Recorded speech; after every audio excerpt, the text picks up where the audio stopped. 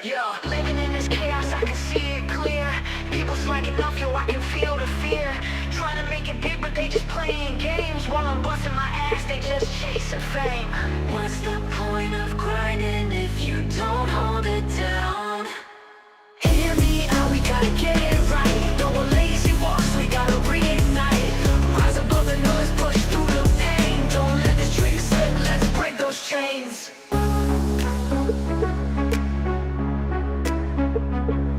Got my eyes on the prize, but it's looking real grim. When you ask for the truth, they pretend it's a whim. Success ain't a joke, man, it's blood, sweat, and tears. So why you out here fronting, drowning in your fears? We all want the glory, but do we want the grind? Hear me out, we gotta get it right. No more lazy walks, we gotta reignite. Rise above the noise, push through the pain. Don't let the dream slip, let's break those chains. So step up, don't fall back, let's do what's true. It starts with me and you. Yo, living in this chaos, I can see it clear. People slacking off, yo, I can feel the fear. Trying to make it big, but they just playing games. While I'm busting my ass, they just chasing fame. What's the point of grinding if you don't hold it down? Hear me out, we gotta get it right. No more lazy walks, we gotta reignite. Rise above the noise, push through the pain. Don't let the streets slip, let's break those chains. But let's break those chains. Let's break those chains. Let's break those chains. Let's break those chains. Got my eyes on the prize, but it's looking real grim. When you ask for the truth, they pretend it's a whim. Success ain't a joke, man, it's blood, sweat, and tears. So why you out here fronting, drowning in your fears? We all want the glory, but do we want the grind? We want the glory, but do we want the grind? Yeah. So step up, don't fall back, let's do what's true. If we really want it, it starts with me and you. Yeah. So step up, don't fall back, let's do what's true. If we really want it.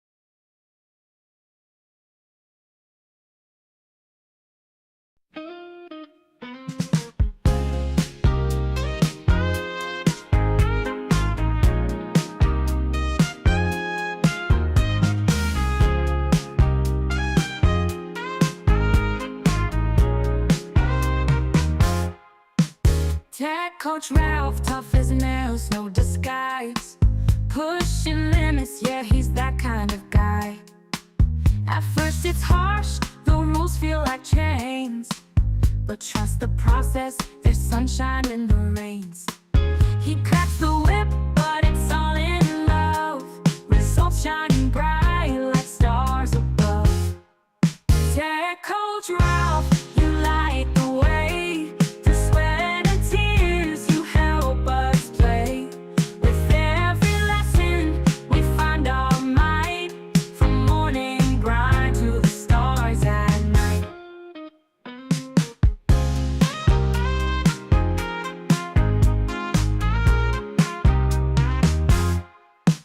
Days turn to weeks, skills sharp and fast. What once was a struggle now feels like a blast. Step by step, we rise and we glow. With Ralph in our corner, we're ready to show. Singing his praises, can't keep it inside. From hard ass to hero, he's our pride. Tech coach Ralph, you light the way.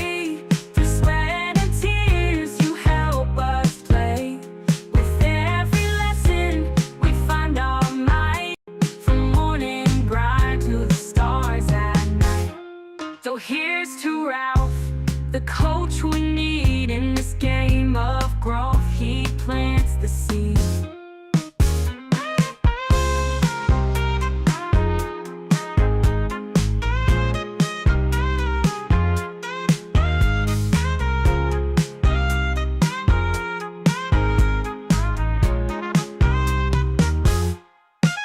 So here's to Ralph, the coach we need in this game of growth. He plants the seed.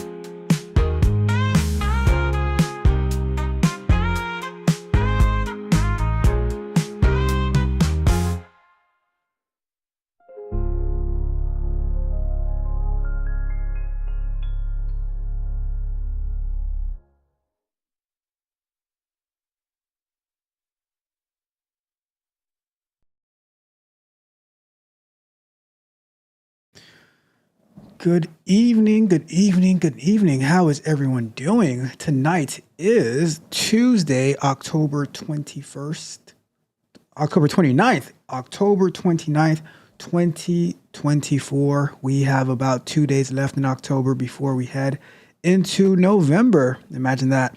The year is almost over. We have 2 months left to go. But we're here. We are here and we have made it. How is everyone doing? I am Tech Coach Ralph. We are engineered to win. All right. So just want to say a good welcome to your car. How you doing, your car? Welcome. Welcome, Roxy. How are you doing? So happy to see you as always. This is the Tech Q&A show. Let me turn on the ability for people to call in case they want to call in and have a conversation. Last week, my friend Rod Brown called in and we had a wonderful conversation. So if anyone wants to call in, feel free to hit the link. It is pinned to the top of the chat and it's in the description. We can have a conversation about tech or careers and all that good stuff. But we are here. And by the way, I just want to say a big thank you to Roxy, who said groovy song TCR. Thank you so much. I appreciate you. At least Roxy appreciates the finer things in life. All right. So let's get to it. Let's get into our agenda for tonight. Let's see. All right. So first and foremost, I just want to say a big thank you to all of the subscribers on the channel, the new ones, those who've been with us for a very long time, those who are very active in the chat, those who watch from the clouds, those who leave comments, those who love the music, and those who absolutely despise the music. Bruh. I just thank you all for being here and showing your support. I appreciate you. And a big shout out to all of my tech savages out there. You know, those are my tech barbarians, my tech prodigy members, my technical explorers, those who are part of the Patreon who are putting in work every single day, studying so hard, learning web development, QA, DevOps, all of that good stuff. You guys are amazing. I really appreciate you. And shout out to my tech mercenaries out there who support on the YouTube side, helping the channel grow, keeping the channel up and running. I really appreciate you guys as well. And of course, I always got to give a big shout out to the bag chasers. Money. And last but certainly not least, shout out to all the tech pookies out there and the greatest tech pookie song that ever lived. Hey. All right. So we are in it to win it today. Do me a favor, on your way in, like the video, share the video, subscribe to the channel, hit the notification bell so you know every time that we go live and drop new content, as well as go to techcoachralph.dev. You can sign up for free. We have the sprint reviews. Actually, I have to upload that tomorrow. We have the sprint reviews. We have the Scrum Nights. We have videos on how to use LinkedIn, Glassdoor, AI, how to set up your calendar, your Google Calendar, so you can be more efficient. I'm going to be updating my resume next month live on techcoachralph.dev. And you can tune in and ask me any questions that you may have. All right. So that is techcoachralph.dev. You can also sign up for one-on-one coaching where we will work together and I will help you run it up. All right. With that being said, let's jump into our live show schedule really quick. We have Sunday afternoons, software explorations. We're working our way through DevOps. This past Sunday, we were working on setting up Firebase so that we can start deploying our urban dictionary of economic data that we use on our Saturday morning shows for the Men Lie, Women Lie, Numbers Manipulate show, which I'll repeat that in a little bit. Tuesday nights, tonight we have our Q&A show. You can call in, you can ask questions in the chat. I have questions that I found, we get it done, and we have a great grand old time. Probably the funnest show of the week. And then we have Thursday night software explorations. We are currently working on our Urban Dictionary of Economic Data. We're using React, Node, Mongo, Express, We've done a lot of work. We're going to continue updating that, adding more methods, adding more features so that we can have a nice comprehensive application that we can use on Saturday mornings. All right. And that leads, now we go into our morning show, Mondays and Wednesdays, 7:45, 8 a.m. Coffee and Kata. We're working on news and mobile development. And Saturday mornings, like I mentioned, we have the Men Lie, Women Lie, Numbers Manipulate show. That is where we review the weekly economic numbers that we get on Monday's morning show to see how the economy is doing, how things are moving. We check about the job information, CPI, PPI, consumer sentiment, job numbers, people who got laid off, all that good stuff. And we have a great time on that show as well. And it also says to always mention Mitch and Yakar, who co-host from the chat. All right, and then we're going to move on into our pre-recorded content. Mondays we have candid conversations. Yesterday I just gave a recap about my past 2 weeks. It was really, really busy, but really, really fun. In the premiere yesterday, they were trying to figure out if I was complaining or if I was bragging, and I neither complain nor brag. I just do, and I just be. All right. Wednesday, software explorations, concepts, and overviews. We are going to be reviewing Fibonacci sequence pointing for stories in Agile tomorrow. We spoke about it last week. We're gonna dive deeper into it tomorrow. So you definitely want to tune in for that.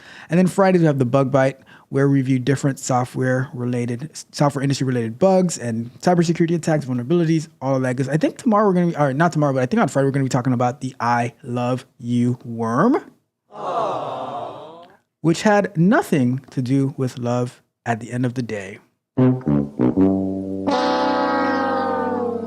And then throughout the week, we have shorts as well as we have clips from the Q&A show Monday through Friday. And I'm working on getting clips from some of our live streams so that we can have a different format to get that data where we skip through the chat and we get straight to the point, because some people, they just can't sit and watch the whole 2 hours, but we cut off all the noise so that you can see the work that we did. So I'm working on releasing those throughout the week as well. All right. And with all that being said, all of that information, we have do me a favor, like the video, share the video, subscribe to the channel, hit the notification bell so you know every time that we go live and drop new content, as well as go to techodrop.dev, sign up for free, sign up for one-on-one coaching, and we can run it up together. All right. So let me check the chat real quick, because we have the Saturday morning co-host in the building. But first and foremost, how are you doing, Roxy? Hopefully you're doing well. Hopefully work isn't beating you up too badly, but hopefully you're doing well. Always a pleasure to see you around. Yakar says, so glad that he can't hear the music. Well, salute to you, Yakar. Salute to you. I am happy you can't hear the music either. Let's see. Yakar says, hit the likes. And Mitch says, I would like to... Mitch, where is that? Mitch says, I would like to thank me for continuously showing up for the abuse I constantly get when I am here. Mitch, did Ferris commandeer your computer? Did Ferris commandeer your computer? It sounds like you sound like Ferris a little bit. You sound like Ferris a little bit here. Oh my goodness. And interesting, you breezed past that. I thought I said it like I thought I said. I'm going to do it again for you, since apparently you have some waxy ears. I said we have the Men Lie, Women Lie, Numbers Manipulate show. That's the Saturday morning show where we do the weekly economic review. We review information from like CPI, PPI, consumer sentiment, how people are feeling about the economy, jobless claims, JOLTS report, which we're going to be reviewing this coming Saturday. And I said, always mention Mitch and Yakar, who co-host the show from the chat. That does not seem like I breezed through it to me. Congratulations. You played yourself. Kurt said, I would like to thank me for continually showing up for the abuse. You might be the abuse giver I constantly get when I am here. Well, congratulations to you. Say me, I'm wondering if you were bragging or complaining. I'm confused. I was just being, all right? I was just in a state of being, letting people know what was going on, right? Because some people want to know, some people don't. It is what it is. Your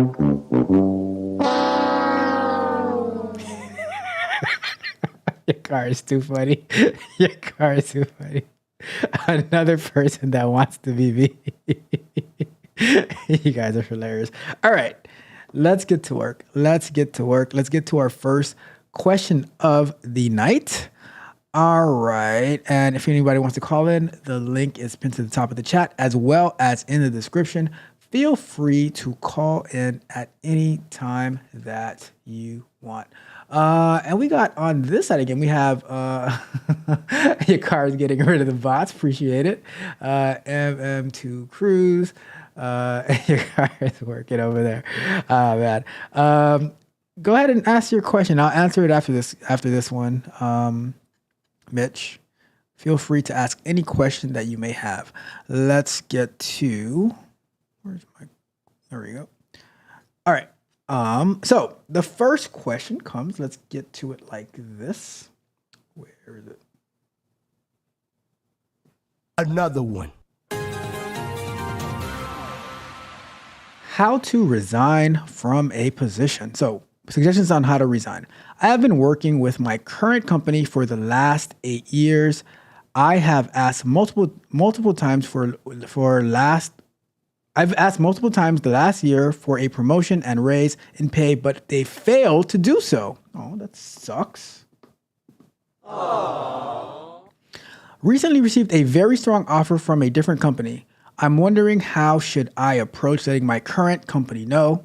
To be honest, if my current company matches the offer, I might stay because I like the people and the work. What would be the best way to approach this? Well, that is an excellent question. I guess I can share from personal experience how I did it, right? So, and I think I did it 2 times, right? So let's go. Let's start the timer. All right. So how do you resign from a company? There isn't a set way to actually resign from a company. It's always going to be awkward, especially if you put in a 2-week notice, which is the way that it's typically done. Keep in mind, when they lay you off or they fire you, they give you a 2-minute notice, kind of like in football, the 2-minute warning. Not running a play called a pick six. I'm just saying. I'm a knucklehead at times. Right? But they give you like a 2-minute notice. Hey, HR comes to you. They say, hey, can we speak to you for a second? And then they bring you in. And then while you're getting out of the meeting, there is a box with all the stuff that was on your desk waiting for you at the door, and you are headed out. Bruh. So I was always really bothered about the whole resignation thing, because when you resign from a position, right? If they want you to stay, then they're going to hassle you and harass you for those 2 weeks every single day, asking you what can they do to change your mind and stuff like that, if they really want you to stay.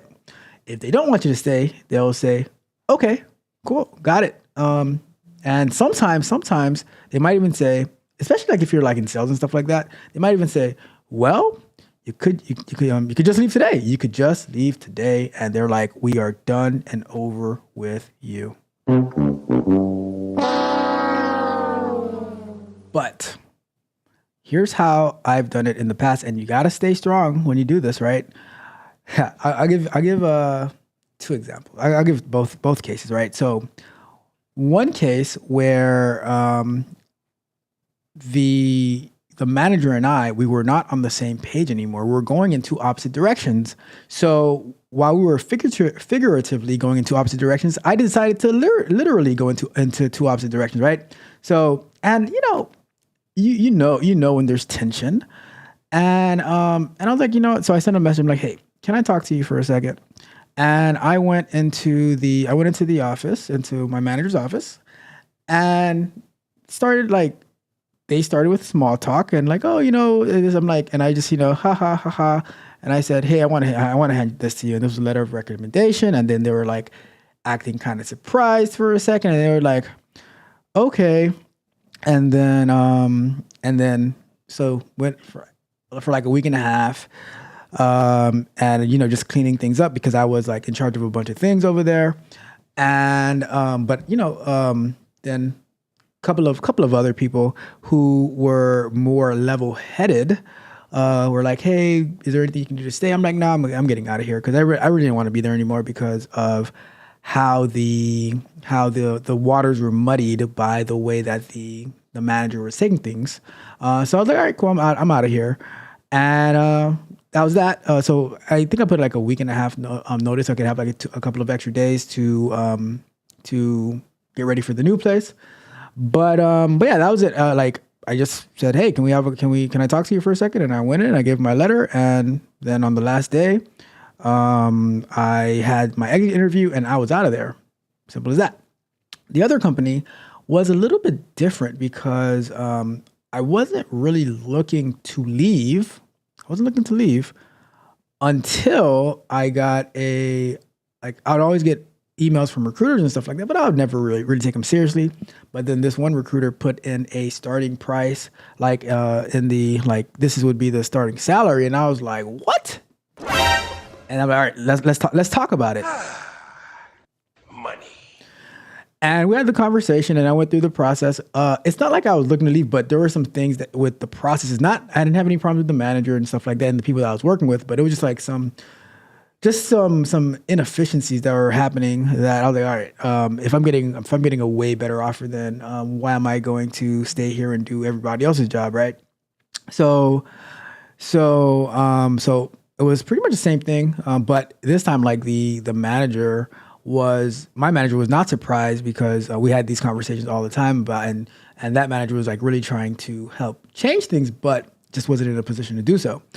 But I remember at that company, like every single person, like the only person that I didn't talk to because I wasn't like, we never really spoke was the CEO, but like people that I never spoke to before was trying to get me to stay, and like, oh, can we get you to stay? And like try to do counter offers and stuff, but I'm really from the mindset of like not really accepting counter offers because it's just like a position of not accepting counter offers because of the sentiment that it might leave. Is it true or not? I don't know because I've seen people leave companies and then come back to companies. They always come back to make more money. But I was like, all right, I'm going to go into another place. And but at the end of the day, there's not a real way to just resign. You just put your big boy or big girl pants on and you just got to go and say, hey, I've got another offer that I'm going to accept and I'm out of here, right? It's simple as that. Simple as that. And then you just gotta hold strong. If you're determined not to accept another offer, you just have to go to the gauntlet of the 2 weeks of people like trying to get you to stay. And just got to deal with it. You just got to deal with it, right? But that really is the way that you do it. There's no way that's set in stone on how to do it. Just got to do it like the way that you're going to be strong about it. You just got to be strong about it, right? You just got to thank a union member. All right. With that being said, let's wrap that question up. All right. So I know Mitch had a question. We will check that in a second, but we have Alexis in the build. Let's go with this one for Alexis. Welcome, Alexis. How are you doing today? I see you're just a little tired, but hang in there. It will, joyeth cometh in the morningeth. All right. So don't worry, Alexis. You'll be all right. You will be all right. All right. So let me see. So Mitch says, I have a real question. And why is your car a hater? Your car is not a big hater. I'm just kidding. Your car is not a hater. just trying to have some fun. He's just trying to have some fun. All right, come on. All right, before I get to Mitch's question, let me see if there's anything else we want to take care of. Let me see. Mitch says no. Ralph not getting along with someone. Wow, surprising. Psych, doesn't surprise me. I am professional to the T. All right, I am professional to the T. Let me see. He's so silly. I was waiting.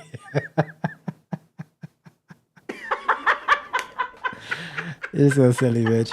You are so silly. All right, let me get to Mitch's question. And then let me keep it on the screen. Let's do that.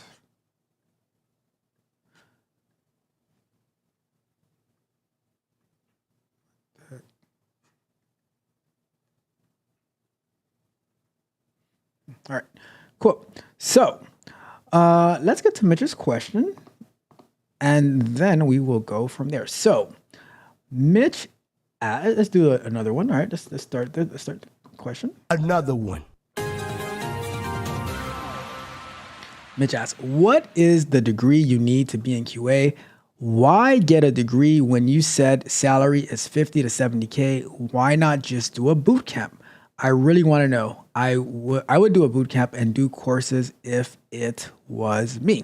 All right, that is actually one of the best questions that someone has ever asked, Mitch. Shout out to my guy, Mitch, to my best friend. You know what? I might even play my best friend song, all right? But not right now, right? So let's start the timer. That's a great question, though. Great question, Mitch. So, what degree you need to be in QA? Typically, you will find the younger entry-level type people who are in QA, they might actually have a computer science degree, to be honest with you. And then they might move up from there. They might become a developer. I don't know. They might not stay in QA for their entire career. That is one degree. That's probably like your fastest way into QA because when you're getting interns like for QA and stuff like that, they're probably studying some type of technology in college. It might not be computer science per se, but it might be like information systems. But the reason that I say you like a salary of 50 to 75 is that would be like an entry level salary. See, the problem is, a lot of people, they end up waiting a lot later into their life before they try to transition into the tech field, where starting off in your first role coming out of college for like a QA role, 50 to 70K is not that bad. But if you're like in your mid 30s, early 40s, 50 to 70K might not sound too good, especially if you were making more money somewhere else, but you're stuck at a ceiling. So that's the issue. Now you say, why not just do a boot camp? Because honestly, companies don't really respect boot camps like that. Especially like when there is a shortage of workers, then companies will take whatever they can get. They'll take self-learners. They'll take people who graduated boot camps, people who can just like do enough. But when it's a guess would it be the buyer's market or the seller's market? When it's the seller's market, I guess if the person looking for a job is the buyer and the employer is the seller, when it's a seller's market, they can be more picky. And if you notice, Mitch, have you ever seen a job posting that says like they want a boot camp education or a self-learned education? Till this day, they still say bachelor's degree and experience. Now, they are willing to sacrifice on those requirements if needed. And a lot of times they'll even value experience more than they'll value the degree. Like they'll say, or X amount of years of experience. But, Mitch, they still have that on their job description. Even if they don't honor it, they still have it on their job description. They're not going to lower the standards, because now if they lower the standards, now everybody and anybody can come in. They're still keeping the barrier to entry higher, and then they'll reach down outside of the barrier of entry and pull some people up if they need to, but they don't want it to set that as a standard. And a lot of people who go to boot camps and stuff like that, they don't have the experience for those positions, and that's honestly what happens. So you could do a boot camp, but is it like the schooling does not land you the job, right? It's everything being combined together, but having a degree, like, because I know somebody that I was coaching, they had a degree in marketing, I believe, but they had a degree, and they were working, and then they were able to transition into their role. They did like web development, UI, UX, and stuff like that, and then they went into QA. Somebody else that I know, they were an English teacher for like middle school or something like that, right? And when I was communicating with them, they said that one of the offers that they got was less than they were making as a English teacher, right? And that they couldn't afford to take that role. And then the role that they actually ended up taking, they were the second choice, and now they're thriving in the role. But companies are always going to value experience over anything else.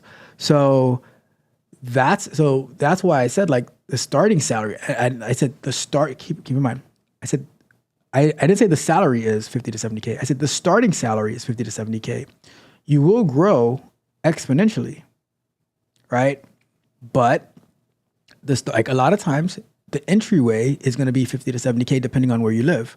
If you live in like a California or New York, it might be closer to 70. If you live in like the middle of the country, it might be closer to 50 to 60, right? But it's low. And now and that's for like very, very basic QA, maybe some automation involved. But as you get more in depth in like domain knowledge, able to build up your critical thinking skills, able to do automation, then you're just going to it's going to increase exponentially. But starting off when you don't know anything, how can you expect like boot camp or not? How can you expect them to pay you 100K if you don't know anything, right? That would be crazy. Like that would be negligence and malpractice by the company to pay you that much when you don't know anything, right? So that's why can boot camps work?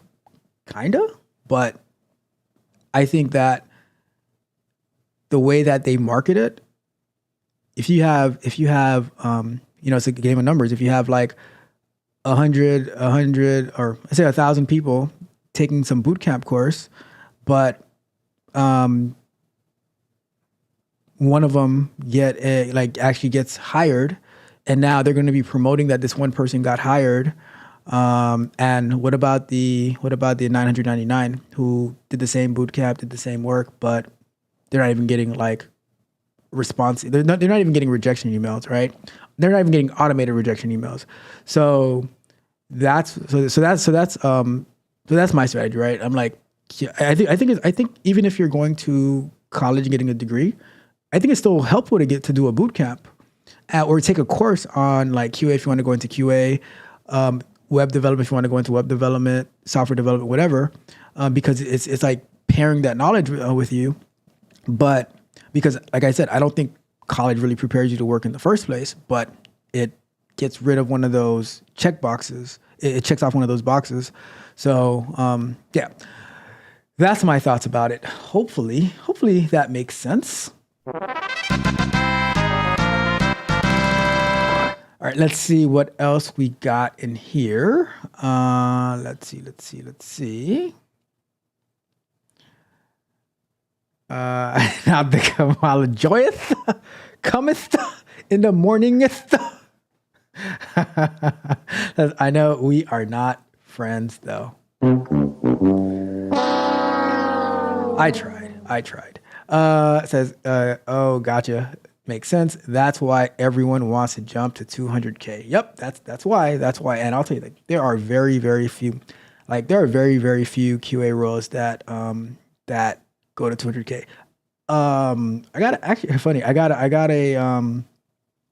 a email today or yesterday about a QA role in South Florida, where they were like offering over 150K with a bonus, but for a QA manager position, right? So imagine in like South Florida, it's like mid of the salary ranges, compared. It's like not too high, not too low, but for a QA manager role, right? Not for like to get to a QA manager role. You know how many years of experience? Like this job itself said that you needed to have like 10 years of experience. So someone who just took a boot camp and they think that they're going to go after a 125K role on their, like, without doing anything yet, by just doing a little bit of fake automation, like it's misleading. You know what? It's not misleading. I take it back. It's not misleading. It's just a lie. That's all, right? They're gonna promote one person who might have made it, which I doubt that even happens that way. But you know. So, anyways, it is what it is. It is what it is. All right. Let's see. And/or experience. Yep. Dang, less than the teacher. That's sick. Yep. That's what happened. Says malpractice. Okay. Probably 20 out of 1,000. I guarantee you it's less, Mitch. I guarantee you it's less. Because here's the thing, Mitch. Especially like, and this is very targeted to QA. I can't speak about software engineering and stuff like that, but it's very targeted to QA. There is like the ratio of developers to QA is about 4 developers to 1 QA. And from the people that I've worked with who have taken boot camps, they will tell you that once they started working with me, they feel like they didn't learn anything in the boot camp. So, let's see.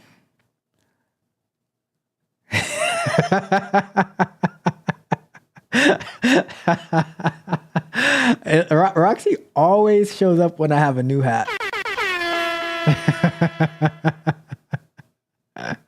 It's not a peacock though. It's not a peacock.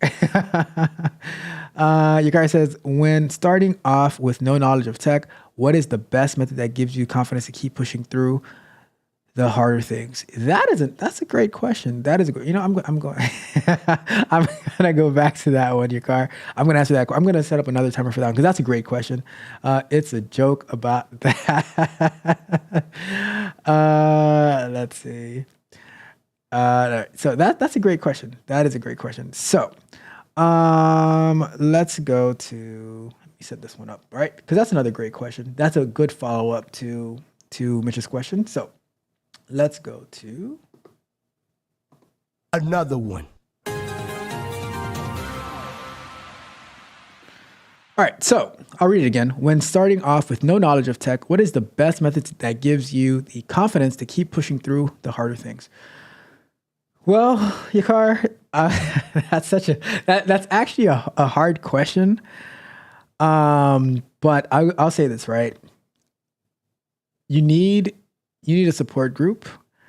You need people who are who are actually doing it already to be able to reach out to and ask for help. You really need to you really got to get through the easy things first and take your time. Right? Get out of you got to take a step back, right? And you have to use all the resources that are available to you. How are you learning? Are you taking a course somewhere? Do you have people who are in tech that you can reach out to? A lot of these courses, right? They might have a Discord. They might have like, let's say you're doing it on Udemy. They have a Q&A area. Like it's, you got like, I think. Here's what I think the biggest problem is, your car. Many people, they just want to go fast, right? They're like Ricky Bobby and Talladega Nights. I want to go fast. I want to go fast. Well, when they go fast, they just start rushing through the course that they're taking, just so that they can say that it's done. It's kind of like people going to college for a degree, and not to actually get a valid education so that they can actually get a good job so they can make money, and then use that job that they're making money to leverage that to learn how to do other things, and then take off from there. So I think that's one of the biggest problems. Like people would just rather get through the course instead of actually learning the course, or instead of actually learning tech. So for me, when I see something work, it gives me more confidence. And that's why we have that mentality of make it work and then make it better, right? You know how to like make it work and then make it better, you know? So that's why I'm always like, every little thing that I'm doing, I run the code. I see it work. I'm like, all right, cool. Every time I see it, like when I see a red X that it's failing, it motivates me to get it to pass. And when it passes, when I see the green check that it works, it motivates me to keep going further, right? But I never see it as, oh, I just got to get through this. It's no, I'm in it to learn it, to master it. When I started taking the Flutter course at the beginning of this year, right? I did like maybe the first 2 sections of that course until I did the first 2 sections of that course.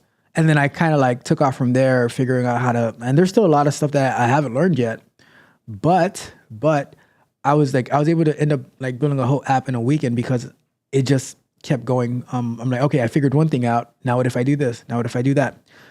You need like the key, like tech is not about code and computers and stuff like that. It's about critical thinking. It's about having that pioneering mindset, that an exploration mindset. That's why I call our tech show Software Explorations, because I'm just figuring things out that sometimes things that I'm familiar with, like maybe automation type stuff, but I still have to look them up. Or it might be stuff that I'm not familiar with, like I'm not the most familiar with React, but how long ago did we start building the dictionary app? What, maybe a month ago, maybe? And look how far we've gotten in about 4 weeks, maybe 5 weeks, but we've gotten pretty far. Like we have a whole app that we're using on a show. And remember, when I first started using it, right? When I first started using it, it was like barely put together. But I'm like, well, it works enough for us to use it on a show. And then we're going to continue to make it better. We're going to continue to figure it out. And then that gives the opportunity to set up the Trello board so that we have examples for when we're talking about agile and stuff like that. So it's really about focus and not trying to rush through something just to say I got it done, but mainly to say that I know how to do this, right? That's my confidence comes from knowing how to do it and then putting it into use and then figuring out a project, even if it's a small project that I can do that's going to add value to me at least. And usually things that add value to you, they will hopefully add value to other people as well, unless you're using AI to make music. I tried. All right, so let's wrap that up. That was an amazing question, Jakar. It might have been better. It might have been better than Mitch's question. I'm just kidding. I'm just kidding. They were equally amazing. All right. Great question to my friends. All right. Let's see. It says, don't start asking questions because I did. Oh my goodness. When I say QA, I'm thinking about software engineers. Oh, okay. That makes sense. Okay, I got you. So yeah, if you're thinking about software engineers, then yes. But I'll tell you this though. All this was a long time ago, right? At one of the companies that I was working for, they were requiring people who wanted to be, I guess, Java developers to pass the Java test, right? The Java certification test. I think both parts of it, only to start off at 50K. Yep. I was like, damn, I'm never becoming a Java developer. but I was working in Java every day doing automation, you know. But to work on like the company code, they wanted them to become Java developers. But only start off at 50K. That's crazy. That's crazy. But I think the salaries probably went up now for junior developers, but maybe back in 2016ish, 2012 to 2016ish, the starting salary might have been around like 50 to 65K for software engineers. But you also grow even more exponentially as a software engineer. The better that you get, your pay bumps become a lot better as well. So, but it's just like coming out of college. Like, I don't know. Maybe I'm wrong, but coming out of college, are people expecting to be making like 150K a year? Like, is it just me, or like, are people really expecting to be making 150K a year coming out of college? What? I don't know. Show me the money. Show me the money. All right. We got Jacqueline Johnson in the building. Welcome. How are you? First time talking to you. Welcome. It says, I'm currently in my internship phase at Careers. I am so looking forward to my future as a QA tester. Well, I am looking forward to it too. How do you like it? How do you like your, are you doing the manual QA? Or are you doing automation? Or are you doing both? Let me know. I am happy to have another QA engineer in the building. I appreciate you.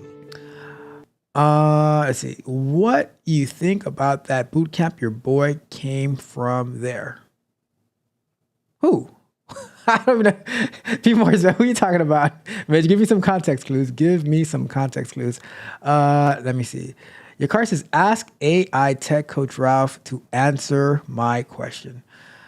I can do that, your car. I can do that. All right, let me pull up AI. Let me see. I was about to fire because you said you hated him, so I was about to fire him, but they can never make up their mind. All right, let's ask. Let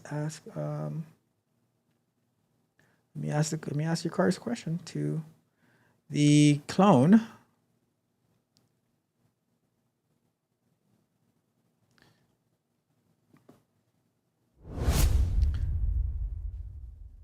All right, let's give him a call.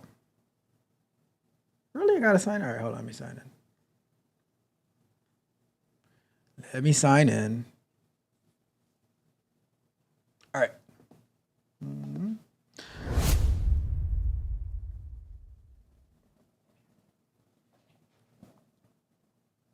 Hi, I'm Tech Coach Ralph. How can I help? Hey, Tech Coach Ralph clone. My friend Yakar wants to know, when starting off with no knowledge in tech, what is the best method that gives you confidence to keep pushing through the harder things? Starting in tech with no prior knowledge can feel daunting, but it's all about mindset and strategy. First, embrace the learning curve. Treat every challenge as an opportunity to grow. It's like building a muscle. The more you push through, the stronger you get. Set clear goals and break them into manageable tasks. Celebrate small victories to keep your motivation high. Also, find a community or mentor to guide you. Engaging with others who share your passion can provide support and insights. Remember, persistence is key. What specific area in tech is Yakar interested in? That can help tailor the approach even more effectively. Well, number one, it's your car, not ya car. All right, just saying, just saying. If you can't say his name correctly, you can just call him King Tech Pookie. All right, but it's not for him. He's just asking in general because. But let's say it was for somebody interested in web development. All right, King Tech Pookie it is. For someone diving into web development, the journey is all about hands-on practice and building a solid foundation. Start with the basics. HTML, CSS, and JavaScript. These are your bread and butter. Create small projects to apply what you learn, like personal websites or simple apps. This is where the magic happens. As you progress, explore frameworks like React or Vue to enhance your skills. Remember, the tech world is vast and continuous learning is key. Engage with online communities, attend webinars, and don't shy away from asking questions. What's a specific project or goal that King Tech Pookie might be interested in tackling first? That could help shape the learning path effectively. All right. Well, last question. King Tech Pookie asks, is learning Rust becoming more valuable due to all the security concerns and ransomware attacks? Learning Rust is definitely gaining traction in the tech world, especially with the rising focus on security. Rust's design prioritizes memory safety without sacrificing performance, making it a strong contender for systems programming. This is crucial in preventing vulnerabilities that often lead to security breaches and ransomware attacks. Companies are increasingly adopting Rust for its ability to produce reliable and secure software. If King Tech Pookie is looking to future-proof his skills and contribute to building safer tech environments, diving into Rust could be a smart move. Is there a specific area or project where King Tech Pookie is considering applying Rust? Nope. Thank you. He asked me to call you and ask, and you delivered swimmingly. So thank you, and have a good evening. All right, there you have it. AI answered your question, and I think AI's answer was very, very similar to mine, right? So, shout out to me. Shout out to me. All right. Let's keep the show moving. All right, let's go with, let's see. Roxy says, salute to all of you guys in tech. You guys are very diligent and dedicated to your and the dedication to your skills show. Thank you so much. I appreciate you. But shout out to you as well, Roxy, in healthcare, because you take care of your patients, and I do not have the patience to take care of patients. All right, I'm just saying. I do not have that patience dealing with people and like, oh my God, can you turn me over? Oh my God, I got to use the bathroom. Oh my God, my finger fell off. I don't know what the kind of crazy requests you deal with, but shout out to you as well, because you take care of people, and that is something that is absolutely amazing as well. We the best. All right. Let's see. Here we go with the lies. Said, no, I'm not giving context. You know, I mean, I don't know per se. It could be so many people. Mitch. Let's see. Says, yeah, ask the clone. It's been a while. You guys said you hated the clone, right? You guys said you hated the clone, and now see, and that's why I know the music is gonna pick back up. I know the music is gonna take off, right? Bruh. Let's see. Says, I've been so busy. Who getting mad at you? Your car? Do we have a problem? Who is getting mad at my guy? Your car? Who's getting mad at my guy? Your car? Let's. We're not doing that. There will be absolutely no your car slander. Do you need Mitch and me to roll up? Do you need Mitch and me to roll up? They can catch these hands of love. Oh my goodness. Says, ask the AI clone to listen to your AI music and see what it thinks. You know what, Alexis? If we have time at the end of the show, we will do that. All right. We'll have it listen to Mitch's song at the end of the show if we have time, right? Says, yeah, you switching up on your boy too. I got feelings. Oh, that's so sad. Aww. That was I died when he said that. All right, King Tech Fuki it is. I'm like, oh my god.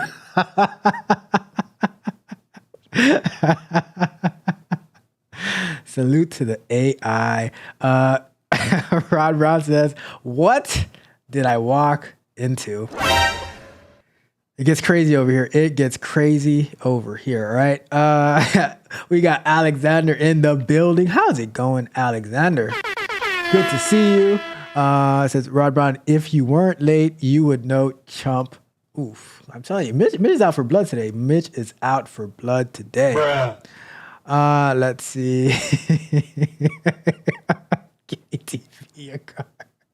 Says, is that your new AI? That AI, I've had it for about 2 months now. We actually built it on a Thursday night live stream, but I didn't use it for the past couple of weeks because the chat were saying that they did not want the clone. So I let them go on vacation, but today they asked for. I was about to get rid of it.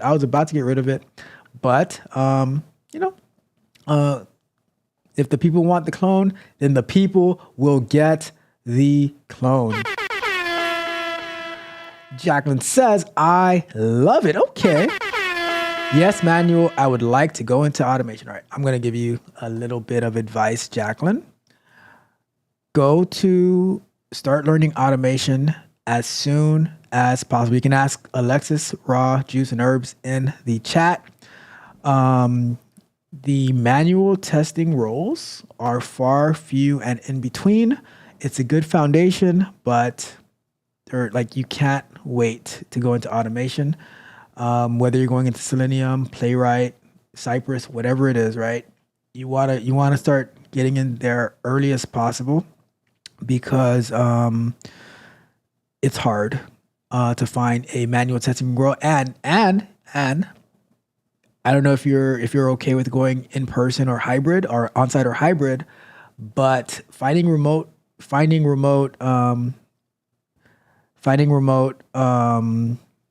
automation, remote manual QA roles is like finding a needle in a haystack of haystacks, right? So just keep that in mind. It says, oh boy, Ralph doesn't like manual. It's not, I don't have anything against manual. I'm just saying, like, it's hard. It is hard to find those roles because most places they are looking for automation, and if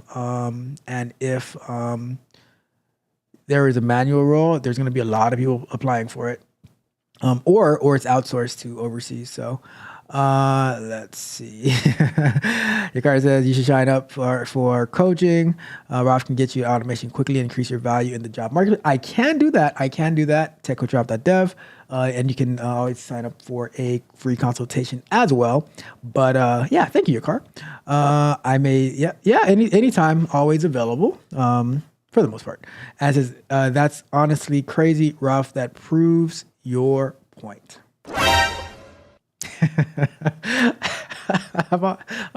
Bitch, we've had this conversation, right?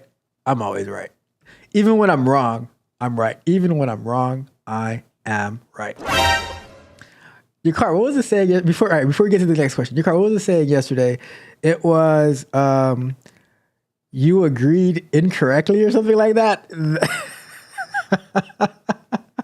You agreed incorrectly? Was that the saying yesterday? Oh my goodness. Anyways. All right, let's get to our next question of the night. Great questions by so many different people. Really, really awesome. All right. Let's go to, let me check the other chat real quick. Let me see. Let's see. Anything in here? Nope. All right, cool. Perfect. All right, let me see. Cool. Let's get to our next question of the night, which is kind of similar to the first one, but it's a little different, right? It's a little different. So let's get to it. Another one. Why I withdrew my application. So how to explain why I withdrew my application. A long story short, right? Let's see if it's really short because, people say a long story short and it's really long. I was asked to interview within the company for what would be a promotion and a $30,000 pay raise. What in the? Shake and bake. Money. I would be working with new leadership and direct hires, etc., etc. No problem there. I had my 4th interview. Man, 4 interviews within the company, that's a lot. And was not impressed at all. It was a panel interview and I met all the new leadership I'd be working with. I knew I didn't want the role before the conversation was over. It is an absolute circus and they are asking for the impossible. They talked mad about the person who I would be replacing, and this has been a 5-month process because they are insanely disorganized.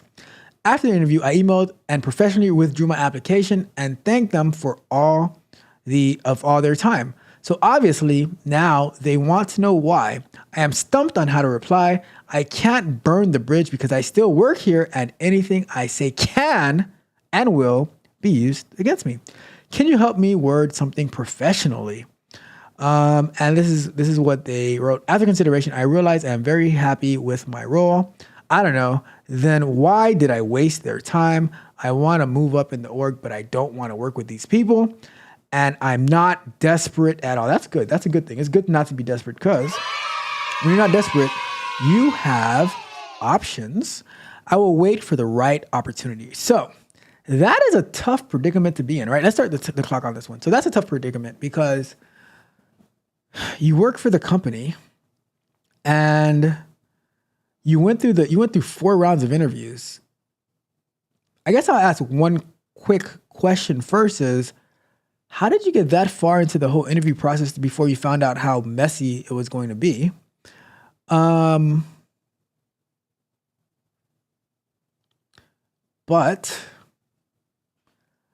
what do you do in this case? Because that's a tough one. That is a tough one because you don't want to break that relationship. We will. You know what? I'm going to ask AI on this one, but I'm just going to give my thoughts real quick. I would say I'd still go with being honest. Let's see how what the AI thinks about this. But I'll say you still got to be honest and say that after going through the interview process, hearing about the role, hearing about all the responsibilities that it would take, you just don't believe that you're the best fit for the job, and you would rather keep your standing in the company, and maybe there's going to be another role that opens up for you at the company that's going to more suit you. Because if you were to, and you have to explain to them too, like you don't want to put yourself or the company in a position to fail, and you feel that if you were to take this role, you would be doing just that. You would not be performing the way that you would want to perform, which is going to add undue stress to you, but it's also going to cost the company money, and then they're going to have to go through. They're going to hire the wrong person. They're going to have to go through the whole process again to hire, through a whole another round of interviews to hire somebody.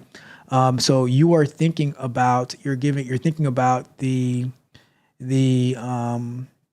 company's interest as well as your own interest, so that you don't end up making a decision that's based on only the money, but it's going to be short-lived, and now you're going to be miserable and then ending up having to leave a company that you really enjoy working at.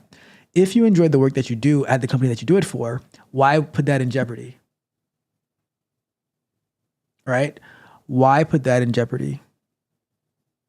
So that would be the approach that I would take, where you're positioning as, the reason I'm not taking this role is not only to benefit me, but it's also to benefit the company, where you're not like and that way they can understand it better, right?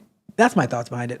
But let's see. Let's check with the clone real quick, right? Let's check with the clone.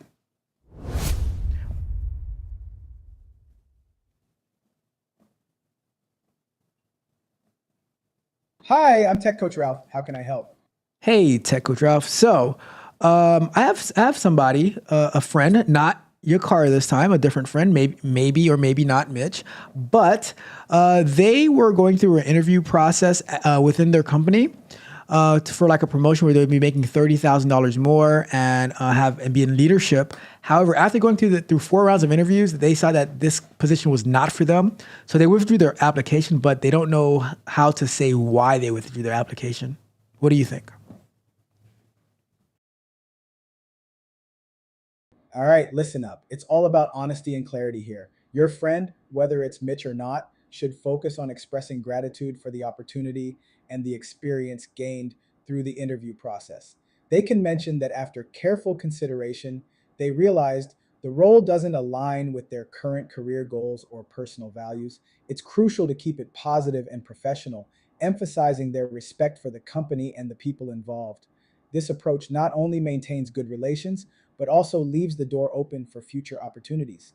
Does your friend have any specific concerns about how this might impact their standing in the company? They're afraid if they turn down this role that that they might not be able to qualify for future opportunities and promotions and stuff like that. But I told them that you have to frame it as you're doing it for the benefit of the company as well as yourself, because you don't want to burn any bridges and accept a position that you really don't want. What do you think about that? You're spot on with that advice. Turning down a role can be nerve-wracking, but it's crucial to focus on long-term career alignment rather than short-term gains. By framing it as a decision that's mutually beneficial, your friend can show that they're thinking strategically about their career path and the company's success. It's all about maintaining transparency and professionalism. If they articulate their decision well, it can actually enhance their reputation for being thoughtful and committed to finding the right fit. This kind of honesty can open doors to other opportunities down the line as it reflects integrity and self-awareness. Has your friend considered discussing their career goals with a mentor or manager to get some guidance on potential future paths within the company? I don't know, but I think they should hit up techcoachralph.dev to figure that out and get some one-on-one coaching and mentorship and level up their tech skills and career building skills. What do you think? Absolutely. Sending them over to techcoach.dev would be a smart move. Personalized coaching can be a game changer, especially when it comes to navigating career paths and sharpening tech skills. It's about getting that tailored guidance to really hone in on what they want to achieve and how to get there. Plus, having someone who's been through the trenches and knows the ropes can provide invaluable insights. This isn't just about learning skills. It's about building confidence. And setting a Hey, solid hey, hey, foundation hey, hey, for hey, success. hey. If you cannot get the domain name right, then you will be fired, all right? It's techcoachralph.dev, okay? All right. I hear you loud and clear. It's techcoachralph.dev. Got it. No need to fire me just yet. I'm here to make sure you or your friend get the best guidance possible. So, what's next on the agenda? Anything else I can help with today? That's it for now. Have a wonderful, wonderful evening. All right, you take care and have an amazing evening too. Remember, if you ever need anything, I'm just a click away at techcoachralph.dev. Keep pushing forward and stay awesome. Catch you later. Sometimes you got to put them in their place. Sometimes you got to put the AI in their place. All right. But let's wrap that question up. But you see, I mean, I was spot on. Or maybe AI was spot on. Who knows? Who knows at the end of the day? Who knows at the end of the day?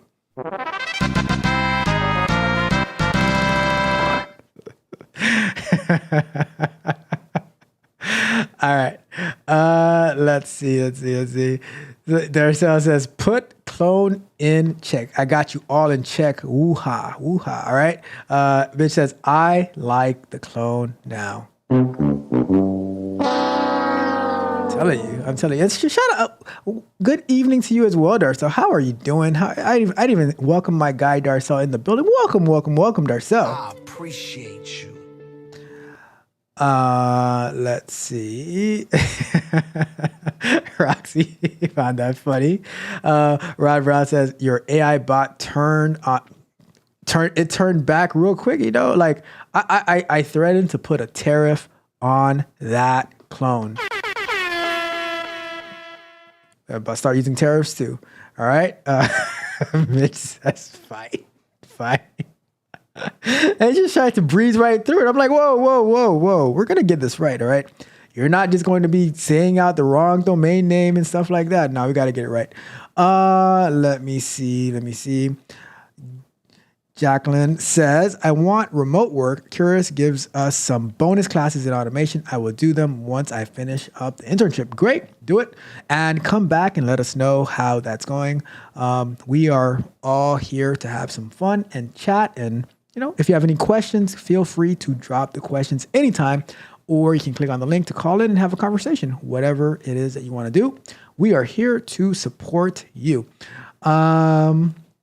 Rob Brown says, put the clone on a PIP, performance improvement plan. And Mitch says Mitch hated the clone and now he is all team clone. You see, I think that the clone caught those hands of love. All right, I'm just saying. Just a little preview, right? That was just a little preview. I know Mitch got all excited about to hear his song, but it's just a little preview. I'm not gonna, a little teaser, that's all, just a little teaser, all right? All right, let's continue on the show. Do me a favor, like the video, share the video, subscribe to the channel, hit the notification bell so you know every time that we go live and drop new content, as well as go to techcoachdrop.dev, where we have one-on-one coaching, different tiers. We have our sprint reviews, our scrum nights, our how to use LinkedIn effectively, how to use Glassdoor, how to use AI to help your job search, how to use, I'm going to be updating my resume with the latest things I've done this year in my current role. So many different things that we do at techcoachdrop.dev. You will not find that information anywhere else. You know what, Darcel? Let me add that note right now. Darcel needs a theme song. I got you, Darcel. I'm gonna put that in my notes right now. Get Darcel his damn theme song. How could I not give you a theme song yet? All right, Darcel's theme song. Make sure you show up on Thursday, Darcel, because you will have your theme song ready to go on Thursday. All right. See, that's what I'm talking about. See, thank you for the support, Darcel. I don't know why I made one for Mitch before you, because Mitch is such a hater, but that hater is my best friend. All right. Okay, cool. So let's continue on with the show.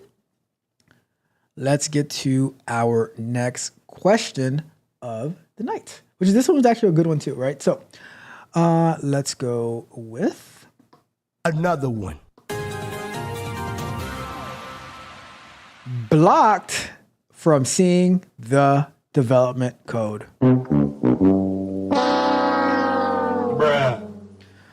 So background context, I am a junior QA engineer with 4 months of internship experience at a mid-sized company where I spent most of my time automating regression API and functional tests, general software test engineering, and CI/CD configuration. Wow, that's a pretty impressive for a junior QA engineer. So shout out to you.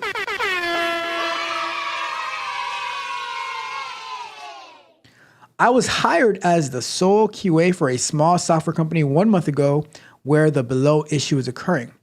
I don't have access to look at the developer's code. This is an issue. This is an issue because sometimes I'll be given a QA card with insufficient info on how to reproduce the bug that was fixed. And because of that, I spent a lot of time.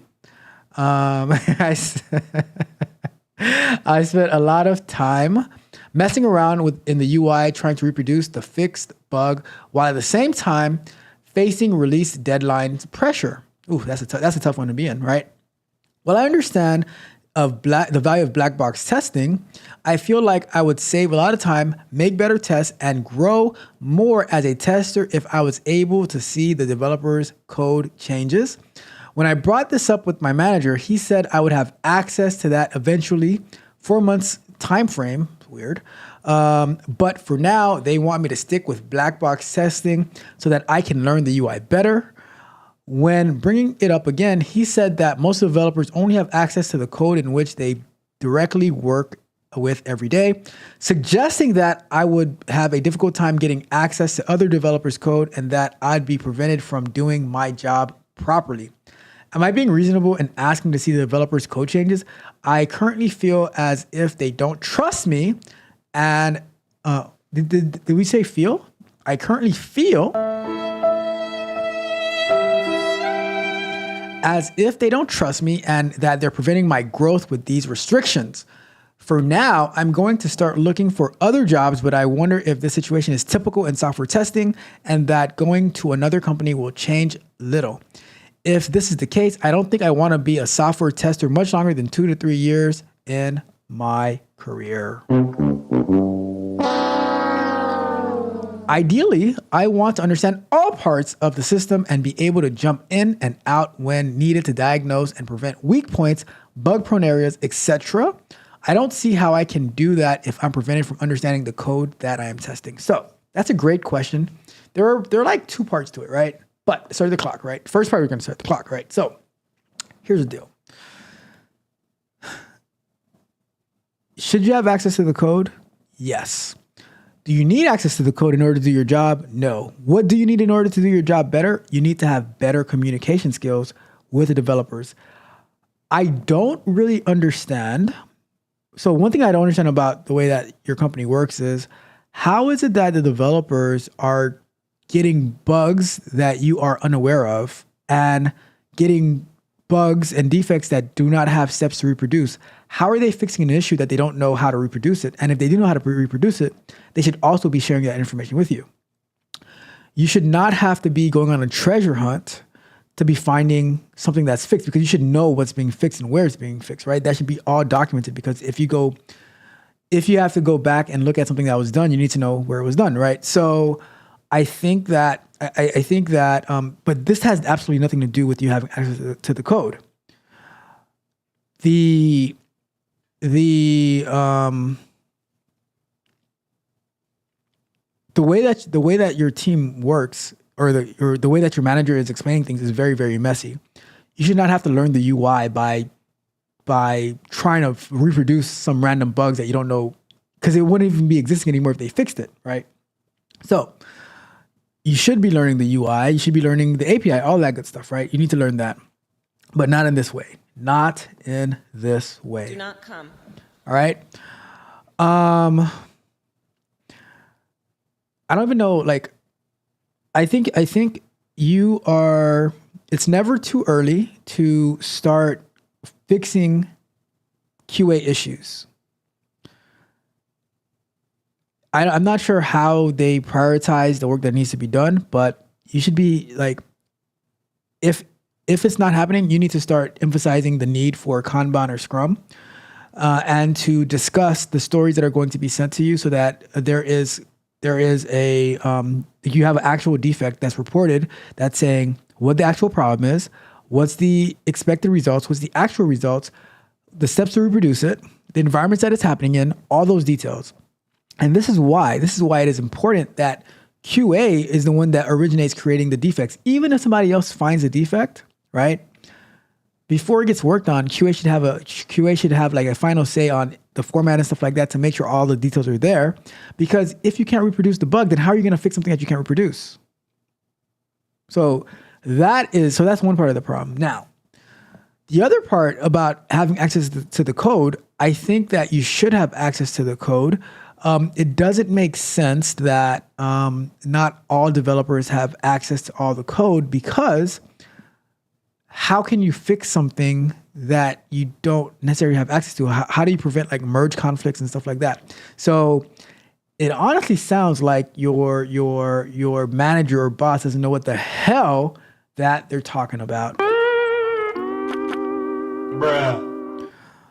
Yes, black box testing is important, but what they're doing is not black box testing. I don't know what type of testing it is, but it is not black box testing. So I think that that is part of the problem that is being faced here, is that nobody knows what they're doing. There is no structure. There's no process in place. It's the wild, wild west of software development. And the unfortunate part is that you are a junior developer, right? You're the sole QA engineer with 4 months of experience of an internship. And now you're on your 5th month of working in the field for a small company, and you don't really know how to navigate those muddy waters. If it was me, the first, like, I would just come in there and start like saying, all right, this is like, we can't work this way. This is inefficient. And I would not take the answer of, well, you'll never get access to the code. I'm like, why? This is not how QA works. Like, you don't just randomly go looking for bugs that may or may not exist. If there's a ticket that's saying something is happening, then it has to have the clear details of that ticket, right? So that's like, but it's kind of hard and intimidating when, number one, you're new to a company. Number two, you don't have much experience. And Mitch, this is why I was saying that the salary expectations of somebody who is new, 5 months old, I couldn't see paying this person $100K because they don't know how to navigate those muddy waters of how to get what you need to effectively run QA, especially if you're the sole. Like when I've been the sole QA on many teams, and I am fully integrated in, like, I'll give you an example. Today, I was pushing configuration changes for testing purposes, and then once I was done testing, I changed the configuration back. So I've pushed different changes to the code when needed. I've done like DevOps changes and stuff like that with Terraform, Docker stuff. But if I was just like in my first year, there's no way that I'd be able to get those things done, you know? So that's what I was touching on, like, being somebody with no experience, being like the sole person without any fallback or mentorship is going to be so hard. And trust me, they will walk all over you to the point where for 5 months into your career, you're like, this might not be for me. I might want to change if I don't get what I want. Bruh. Congratulations, you played yourself. And on that note, all right, so let's see what we got. They told him, do not come. Mitch says that we are not friends. Oh, come on, Mitch. You know we are best of friends. Let's get it. They ain't believe in us. They did not believe in us, Mitch. They did not believe in us, but we are here. We are ready to go. All right. Let's see. And this is why Roxy is my favorite. Can't wait to hear Darcel's song. So supportive as always. I appreciate you. I tell you, it says, you got a theme song too. Darcel is getting a theme song. It will be debuting on Thursday's show. All right. So Darcel, he asked for a theme song because Darcel appreciates me and my amazing music. Let's see. It says, Mitch says it makes sense. We have AJ Akers in the building. What's up, AJ? How are you doing today? I'm excited about transitioning from a career that I can no longer do as a teacher, special ed teacher in particular. I've been studying manual testing and now I'm studying automation. That is awesome, AJ. It says, what do I need to know about automation testing in order to set myself up to get a job? I want to work remotely. Oof, that's gonna be a tough. All right, well, let's do it. I'm gonna take this as a question, and I'll start it from here. Right, so let's go and do it. Let's do it. It's gonna be a tough one. But you know, I have to tell you the truth. I have to tell you the truth. All right. Another one. So AJ says, I'm excited about transitioning from a career that I can no longer do as a teacher, special eds teacher in particular. I've been studying manual testing and now studying automation, which is awesome. But continues the question to say, what do I need to know about automation testing in order to set myself up to get a job I want to work remotely? So let's put the timer on. So here's the thing, right? I actually am friends with somebody who was a teacher. I think middle school English teacher. I was talking about this a little bit earlier today. And they ended up taking a QA role, which started off as manual. But less than a year later, speaking to them, they started learning Playwright, doing automation and stuff like that. But it was not a remote position. Right now, it is very, very hard to get a remote position in tech in general, right? But especially in QA, and especially if you do not have any experience, it is going to be very, very hard. Sorry to say it that way, but it's the truth. Companies are not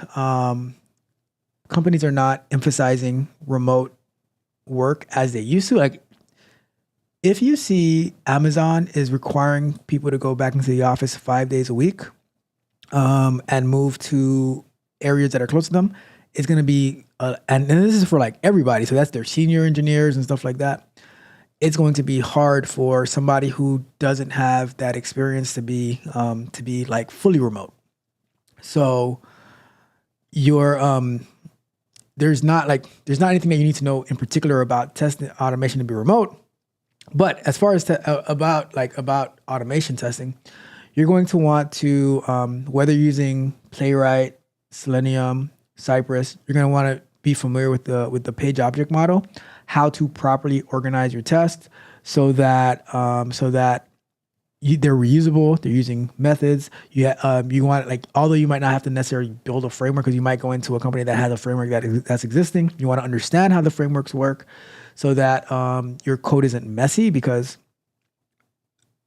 if you're going into automation, a lot of times these companies will ask you to do like a take-home project where they want to see the quality of your automation, how much you really understand about it. And if your automation code is messy, that might not actually like land you the job. But the other thing is, like, learning manual, learning automation. The reason that a lot of these companies want you to be in the office so that they can actually help you, because a lot of times it's when you are remote, you're kind of distant. It's kind of harder to mentor you and help you grow. So that's why, like, whenever people say like oh, I want remote, I'm like, wanting remote with no experience, maybe 2 years ago, that would have been the play. But nowadays, a lot of those people who got those remote jobs, they got those 4, 5, 6 remote jobs at the same time. A lot of them now, they might not even have one job.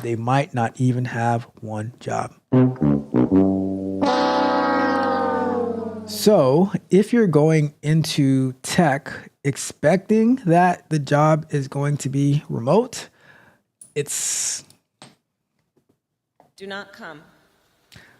So, I mean, it's possible, but the likelihood and if, like, last year, I started noticing this already. When I would be doing my software exploration shows where we were working on code and stuff like that, on the breaks, I would go on LinkedIn and I would search for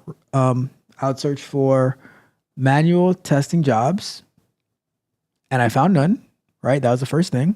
But second thing, I would search for any QA job that was remote, and there were thousands of applicants, which on LinkedIn just means people who clicked on the apply button. But it was a big number, right? It was like you'd see for like this basic, like, and the more entry level the job was, the more applicants that there were. So now you have, like, people are trying to filter, like the recruiters are trying to filter through all the people who are applying, and a lot of times most of them are not qualified. So my recommendation to the people that I coach is, like, if you're trying to get into the like the field, into the industry, you're going to have to do whatever it takes. So that could be you might have to go hybrid, you might have to go on site, you might so that you can actually build experience. The most important thing you can build right now is experience. That is number one, because without experience, you're not going anywhere. And if it takes you to go to be in person or hybrid to get that experience, you got to do it now so that in the future you might have a better opportunity to work remote. I spoke with somebody like a consultation a few months ago, and they were destined to get a remote position. It was kind of felt like God will deliver me a remote position, and I was like, good luck with that, you know. So there's like, you can't guarantee the remote position, but you can guarantee what you learn. And like I said, for automation testing, you want to get familiar with having very good selectors, like how you identify what you wanted to click on. You want to understand the page object model structure. You want to understand frameworks. I would say you probably want to lean towards Selenium and Playwright. Selenium because it is the most popular automation framework for and Playwright because it is the new up and coming framework. So getting familiar with those, and I do have videos on this channel that we worked on both of those, some of them side by side, simultaneously. But that is my honest assessment about the state of QA, about the state of automation, and about the state of working remotely from what I've seen. So hopefully that helps.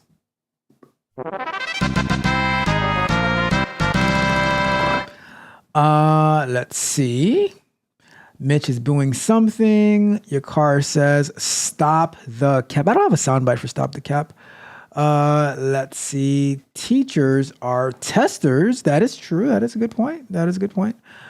Teachers are also teachers are a lot of things. Teachers are mothers, fathers, medical people like nurses, testers, project managers, sometime drill sergeants, you know. Your car says, what the F is cybersecurity scientists? They just making up stuff now. Where did you see that? It says, help you or micromanage you. I don't know what I said, but you know. Let's see. We have Mahad412 on the Twitch side of the game with a GitHub link that says academic program. I'll check that after the show. Let's see. Alexa says, I'm just going to have Ralph do my take homework. Negative ghostwriter.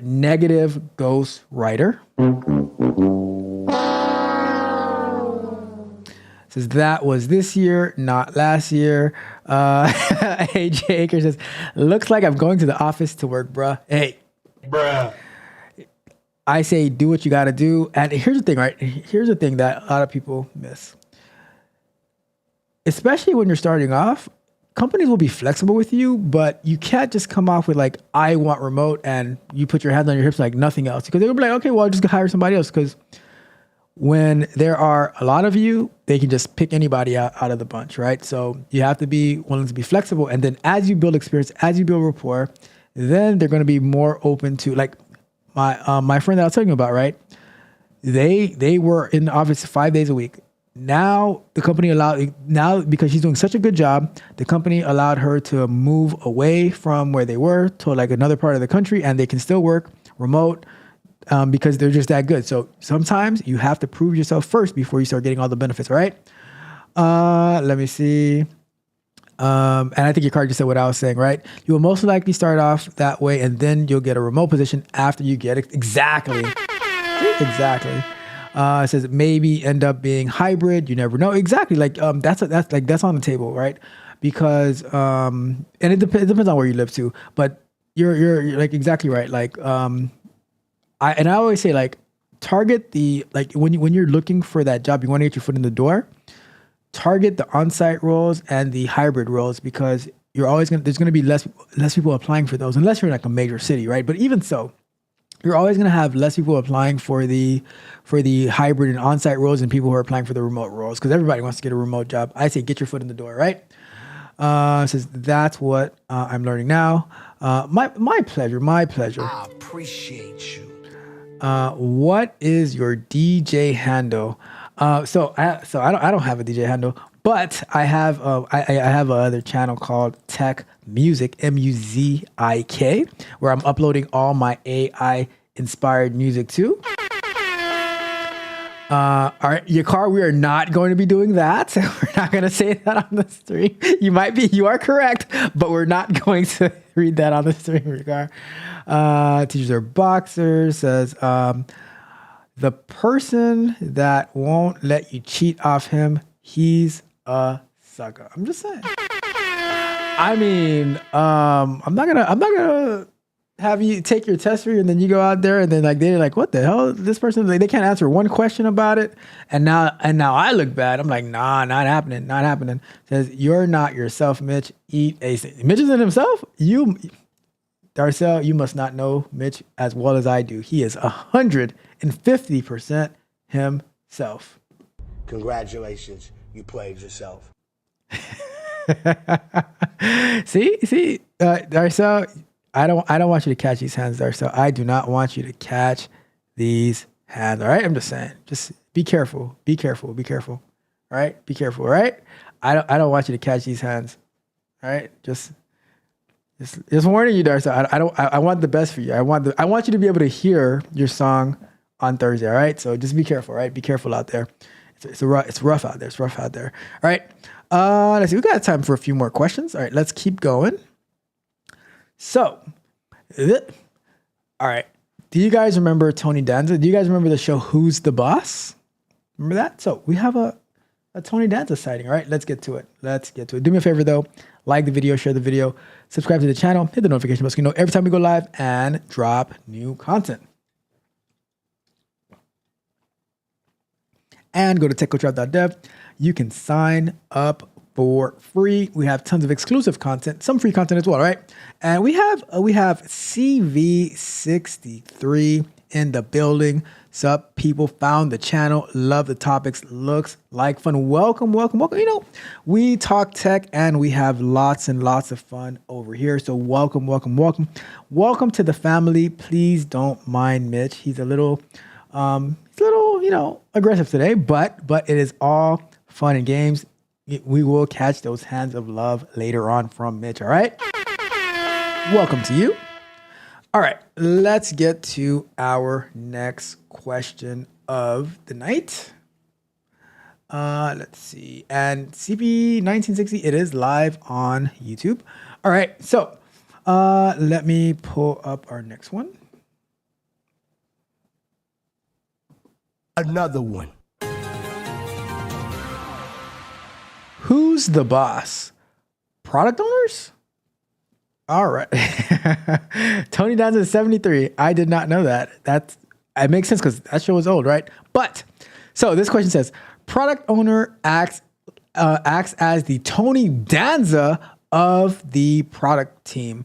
Anyone ever experience a product owner or product manager who sees themselves as the boss of the team? Like they create all user stories with heavy details, assign out work, and run stand-ups as a way to get status from their teams. I get that they own the product, but product-led doesn't mean product owner-led. I've run into this quite a bit in my career, and it's always fun guiding them towards a partnership. But I'm curious if it's something anyone else has experienced. Tell me your story. So let's start the timer on this one.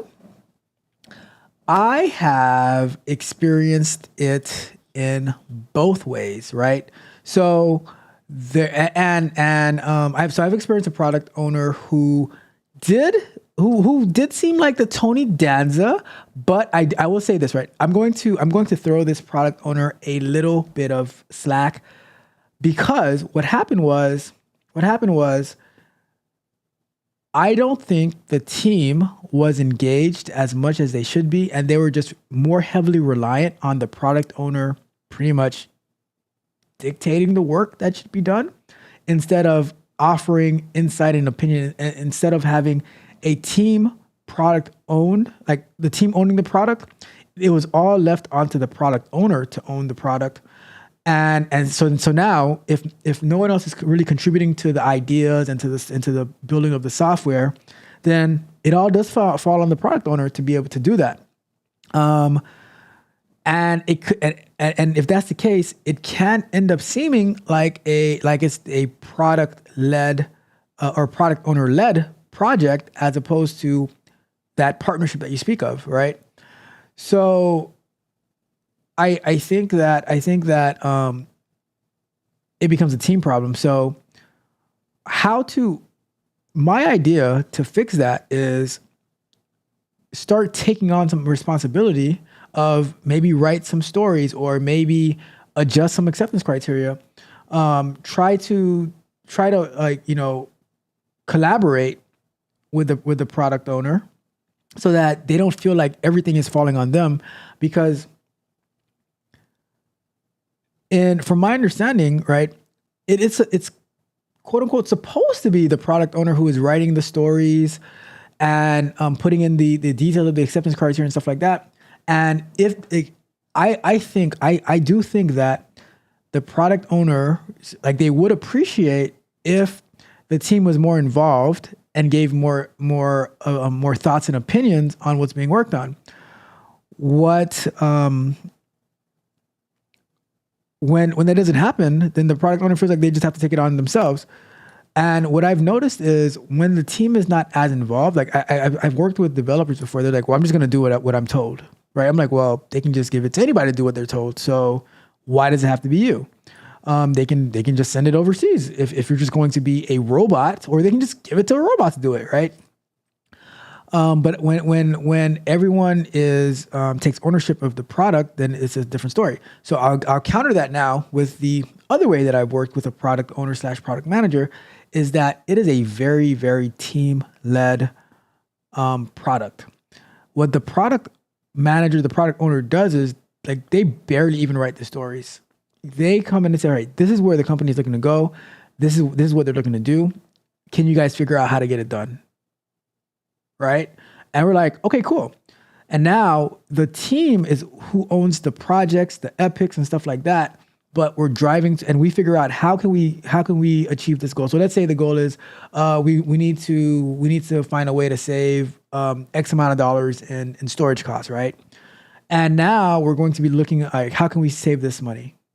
And we're going to research that, build that out, implement it, and we're keeping the product manager, the product owner, is in the loop, knowing exactly what we're doing, but it's not like they're the ones who are figuring out all the little details.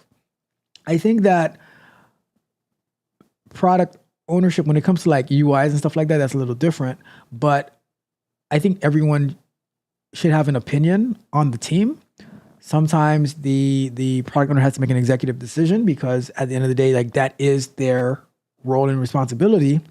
But I do think that you'd have a better working relationship if the team was to be more involved in supporting the product owner and not having them feel like the weight of everything falls on them. And here's what happens. I think what can also happen is, like, people don't want to take the responsibility of if it doesn't work, so they just let it be on the product owner instead of collaborating and say, all right, we own this and it's not you that own it. And now we can build a better software. You get my opinion. Like, I can see things from QA that the product owner might not see. Developers see things that I could not see, that the product owner can't see. The product owner works with the stakeholders and with the user interviews and stuff like that. So there's many different points that, like, if you work together as a team, then you're just gonna have a better product overall. You know, just like let's say I don't know, let's say the product owner is like the coach on the team, right? Does that mean the players are not allowed to talk to the coach? The coach, like, just does everything, and now you can't, like, oh, here's my thoughts on this play. What do you think about if we do this and collaborate that way, or just like have to be like robots and soldiers who are just doing what's executed, right? Yeah, so that is that one. Let me wrap that one up. And then we have a call from my friend coming in. Let's wrap that question up. Let me answer the call coming in real quick. Let's go here. What's good, Rod Brown? What is going on? Want to be on camera, bro? Yeah, can you hear me fine? Yeah, I hear you perfectly. Let Okay. me pull you up. Let me pull you up. Where is... All right, there you go. Let me see.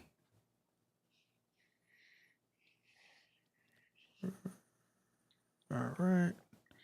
There you go. What's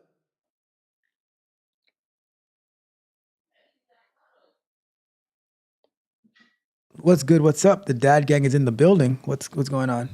Nothing much. How you doing tonight, man? I am doing great. Long day, but we're here and we're having a lot of fun. Good.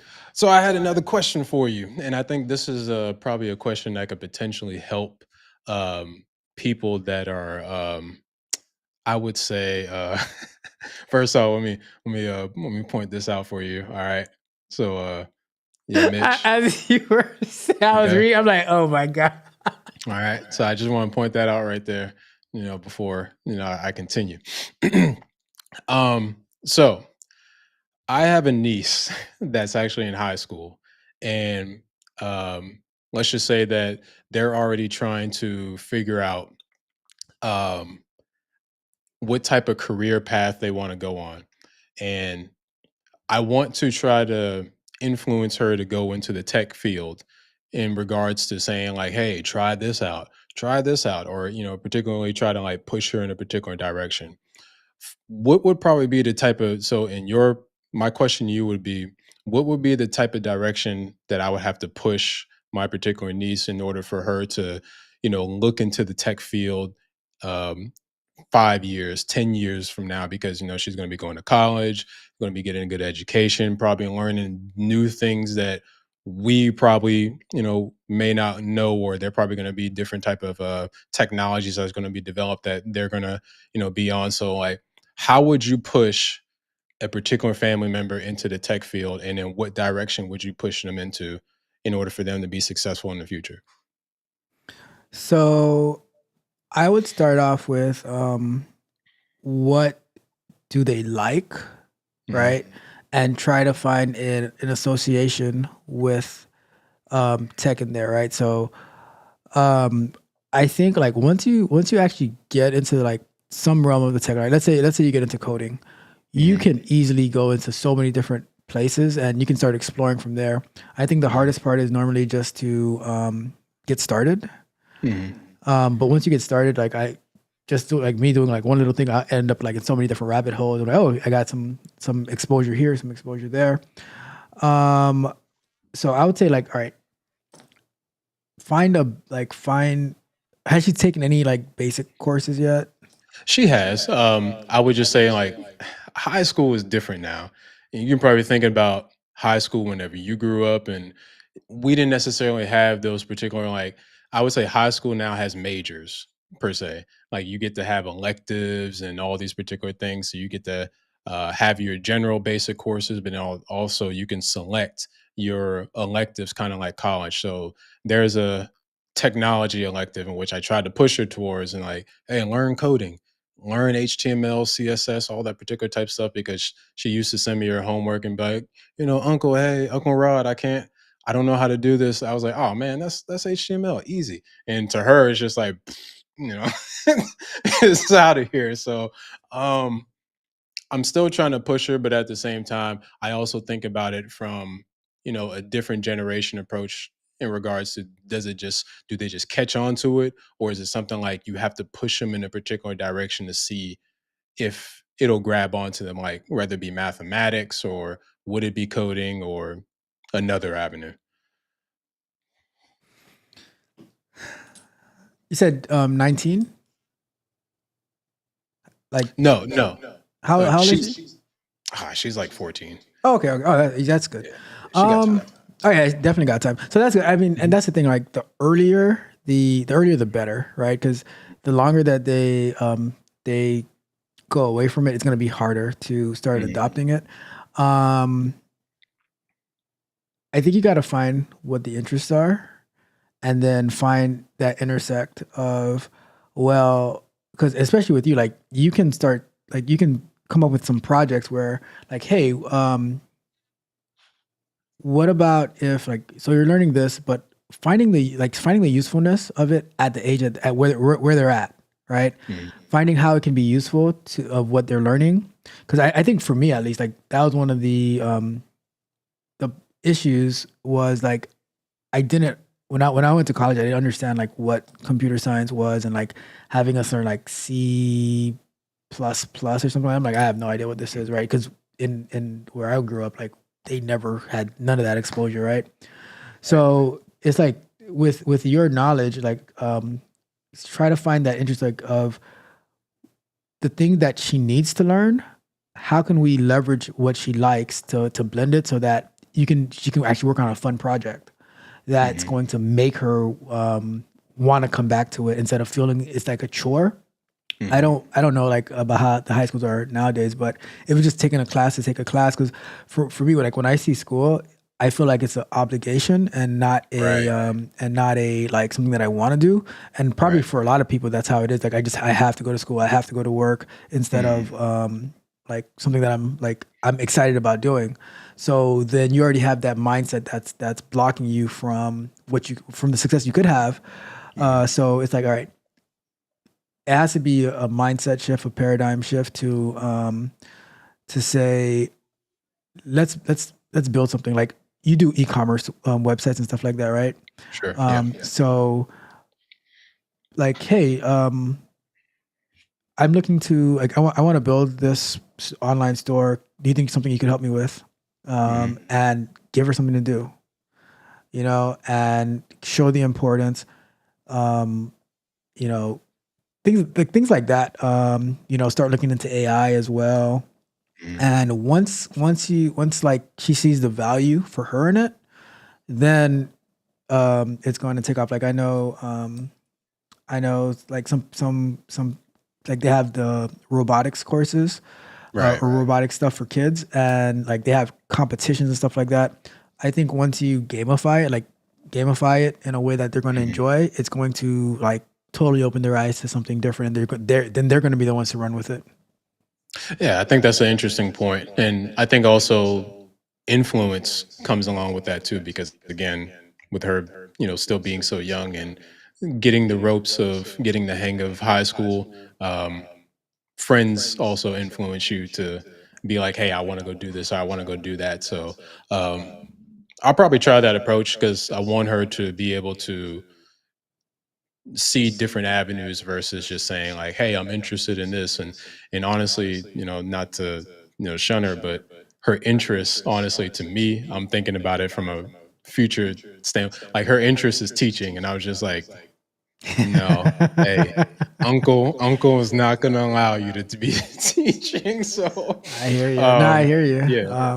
So I'm gonna try to steer you in another direction. Let's try out tech. So but I think those are some pretty good valid points, and I think those are also effective for anybody who's also younger who wants to potentially be prepared for college too. So Yeah, I even I'll share this too. Like my niece living in Dominican Republic, I had her learning like web development and some other stuff, right? But in her school, they were working on like they had like computer courses and working on HTML, things like that.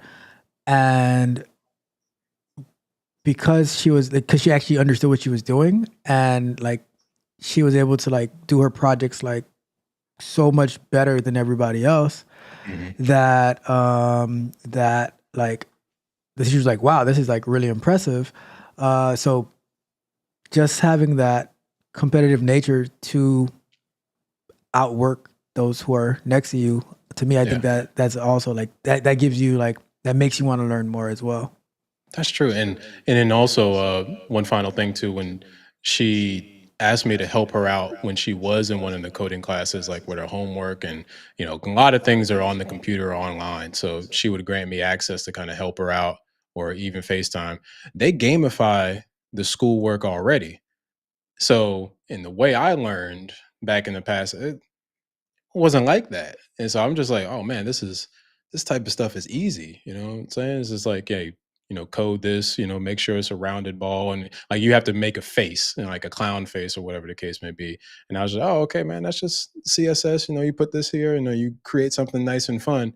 But, to her, it's kind of like this is like trying to teach her French or something. So I thought that was pretty interesting that they already do that. But yeah, I think those are some pretty solid points, and I think that'll be effective for anybody else who's trying to encourage the younger generation. So, Perfect. Well, good talking to you. We'll try it again. all right, appreciate it. And Mitch, nobody likes you. Later. Later, right, Mhm. bro.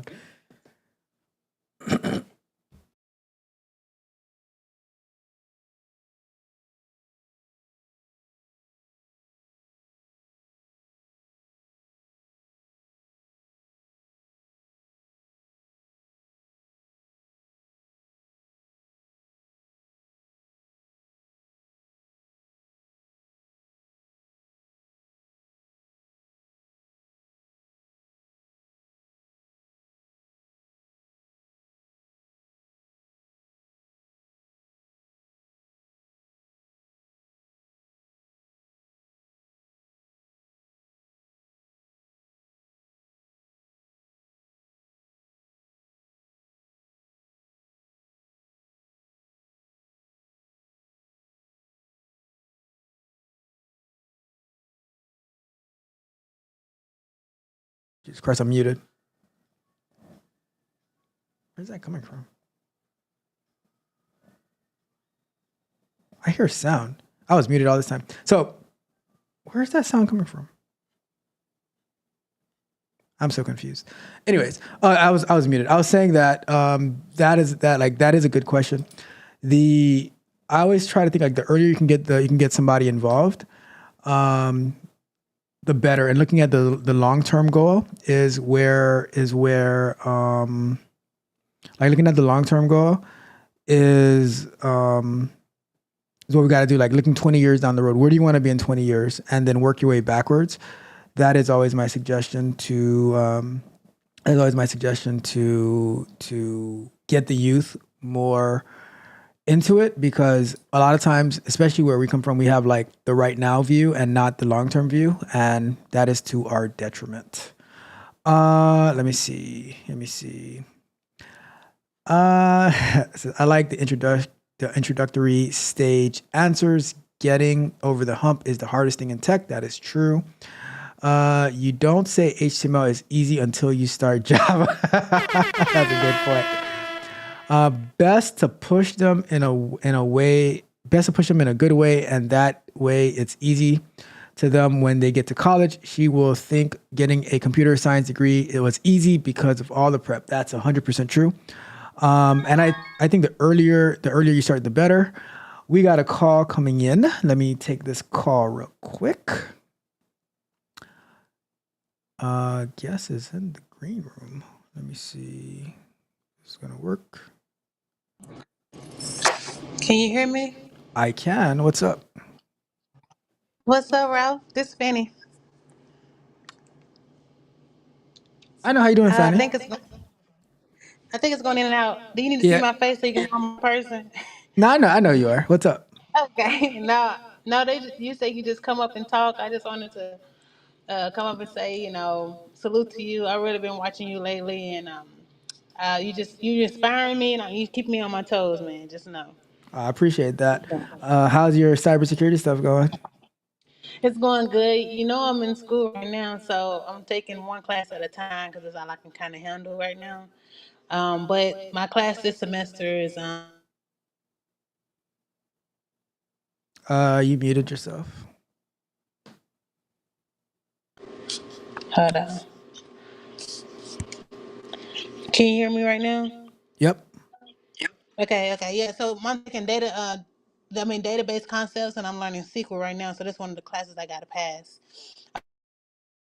Trying to pass my last quiz, so I'm freaking out, and I'm on here right now with you, and I'm like, he gonna hold me accountable, and I'm just like, God, like, so that's pretty much what I'm trying to do right now. But what's crazy is I wanted to ask you because I've been diving deep into my concentration, but I've been falling in love more with like data analytics stuff and like data, and I was looking into information security analysts, and I wanted to know. Yo, the sign is real simple, B. It Uh, says rap yeah, hip hop. Wrap the and I fuck up, B. and I wanted to know if I change my concentration to data analytics, can I still get into cyber, or should I not mess with it at all? But some of the classes in that major, I'm more interested in, like I'm more excited about, to where like I'm actually like watching YouTube videos about it, which I thought would probably work good for me because I'm like, doing it on my spare time too, which would kind of help me have more of a passion for it, or like just have more interest in it. So what do you think about that? So, so where do you want to be? Do you want to be in data or do you want to be in cyber? Well, I know that the information security analyst is in cyber, but I looked at the subscription, and they was stating a lot of classes that are in data that I have to learn anyway. So, because that's the dream job, right? That's what I was interested in. So I've been doing research on, and so I didn't know if they can like merge, or if I do learn data, I can still work in cyber. I didn't know how that kind of goes, but I wanted your opinion on it. So I think like as long as you learn the stuff for cybersecurity, I think the other things around it will always help you. Yeah. So if you learn data, it just makes you more versatile and more knowledgeable. When you have more knowledge, then you can actually see more things. So you can start analyzing cyber threats and stuff like that with a data perspective as well. So I don't think there's anything wrong with learning it. I think you do need to set a good game plan and goal though to see like, all right, where do I want to be? When do I want to be there? And what is it going to take for me to get there? And then follow that path. But I don't think there's anything wrong with. I actually like data engineering, data analytics, and stuff like that, machine learning. But you just got to make sure that it's in the pathway of what you want to do overall. Right. Because I saw that in your $50 Patreon thing, that if we sign up, we conversations with you. So tomorrow, well, in 2 days, it'd be the first of the month. So I was like, okay, I wanted to join it to see if, 'cause I'm just having a hard time. I really don't know what I'm doing, to be honest. But I know what industry I need to be in, and I guess like trying to get some mentorship would be helpful for me. Um, so I just wanted to state that that's kind of the kind of would be helpful in that process. So, but yeah, um, that's pretty much it. That's pretty much all I have. All right, no problem. Like, yeah, like we could talk about it. I think, yeah, because we've spoken before, and I think that, like, you Yeah. know where you want to be, but maybe you're not exactly 100% sure of the path. So let's figure it out. We can figure it out together. And okay, and then and dang, well, yeah, that's pretty much it. I guess I'll tell you later. But yeah, you said come up and talk about anything, so that's why I wanted to ask. No, you're good. That's perfect. I appreciate it. Okay, thanks, Ralph. All right, have a good one. Bye.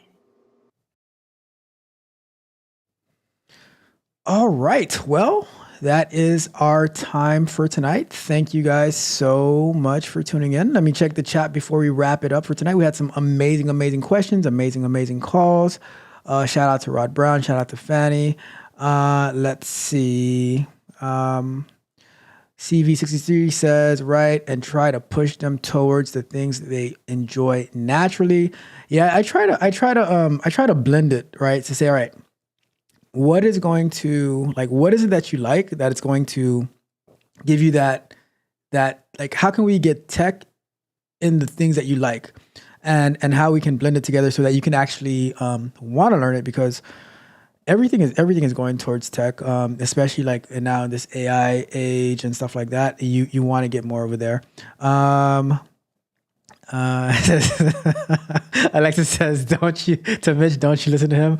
I like you." That's so sweet. It says, "They do that. They do too. That's their way of flattery." I can, over the last few years, bring MySpace back. They'll learn HTML real fast. I'm telling you, your car. Me and a friend of mine back in 2007, 2008, 2009, we used to create the most amazing MySpace pages. Like that's how I learned about like absolute positioning and CSS. Like I was crazy with that. I'm just saying. MySpace stuff is so much easier today. That's a fact. To learn and like he just said, gamify every field basically. Rod Bragg. That was good. That was good. That was good. Yeah, I know. I was muted. Guy is a weirdo. Yeah, I got it. Back in action. Rod Brown, take that trash show on the road. Let's see. I gotcha. Let's see. Let's see.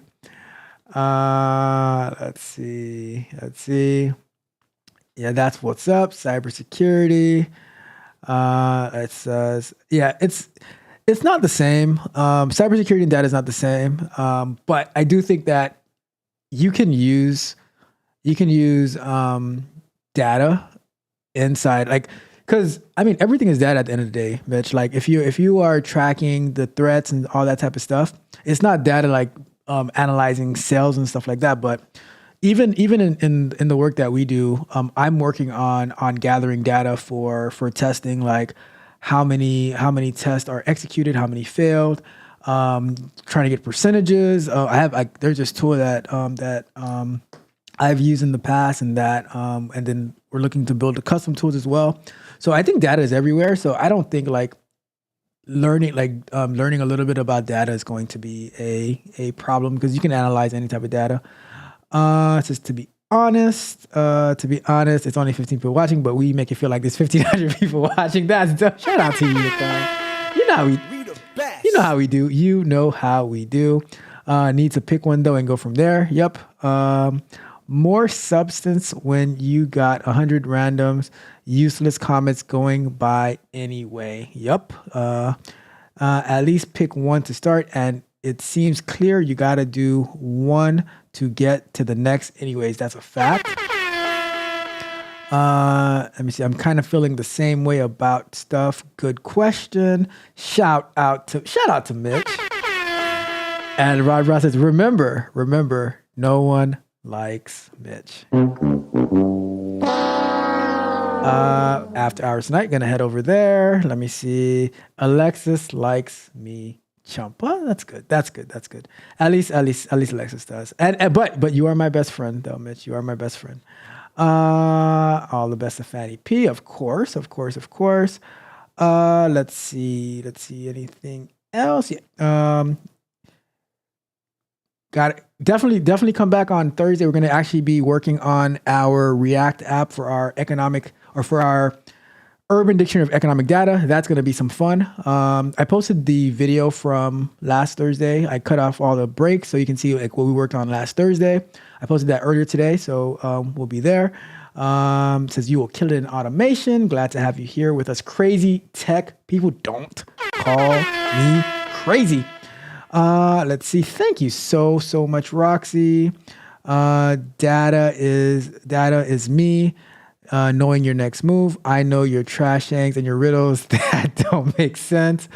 It says, you got it, Fanny P. Don't stress about it. Ralph will help you get past the butterflies. Let's do it. Thanks for the warm welcomes and for the info. I'll be around for sure. Thank you so much. appreciate you. All right, we're gonna wrap it up. We are gonna wrap it up. I got a coaching call in 15 minutes as well. So you guys know. The question that I have for you. Are you not entertained? Are you not entertained? Is this not why you are here? And you know that yesterday's price is not today's price. And today's price is certainly not tomorrow's price, because One more thing. Price of the brick going up. the price of the brick is always going up. Your car says Ralph is the triple OG of the tech pookies. He just doesn't want to admit it. Let's go. You see, your card thought I wasn't gonna read it, but I got you, your card. Just give me a second.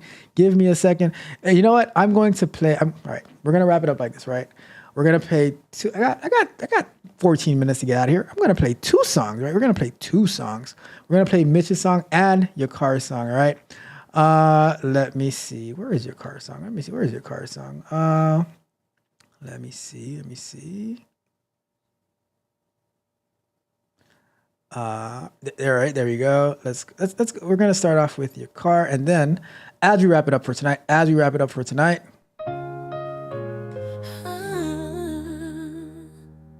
Late night, I'm lost in the glow of your screen. You rock that wife beater like a true king.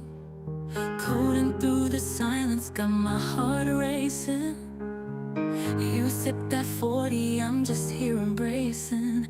You're my hood nerd, yeah, you drive me wild. You're my hood nerd, yeah, you drive me wild. Say, cookie, my heart's on fire. With every line of code, you take me higher. In your arms, I can't deny this nerdy love story's and why I sigh.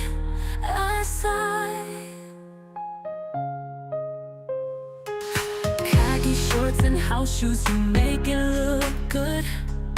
In your world of tech, baby, I'm understood. I know you ain't perfect, but with you I fly. In this love so wrong, feels so right, oh my. Just one look and deep in a trance. Said, look, your heart's on fire. With every line of code, you take me higher. In your arms, I can't deny this nerdy love story's and why I sigh. You're the geek who stole my heart. We'll write our story, never apart. Tech cookie, my heart's on fire. With every line of code, you take me higher. In your arms, I can't deny this nerdy love story's and why I sigh. You're the geek who stole my heart. We'll write our story, never apart.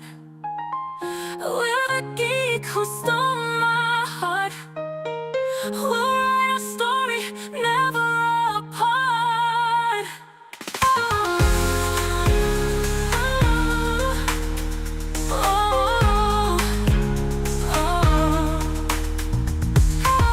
You're the geek who stole my heart. We'll write our story, never apart. We'll write our story, never apart.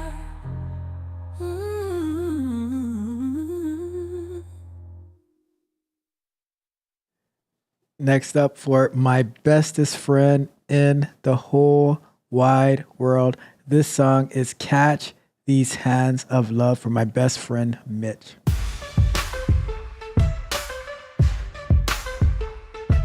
Yo, my boy Mitch, we don't always see eye to eye, but in the ring of life, he's my ride or die. Throwing shade with his threats, catch his hands and shouts, but trust me, it's love he's packing, not just about. We banter like kings, no one's backing down.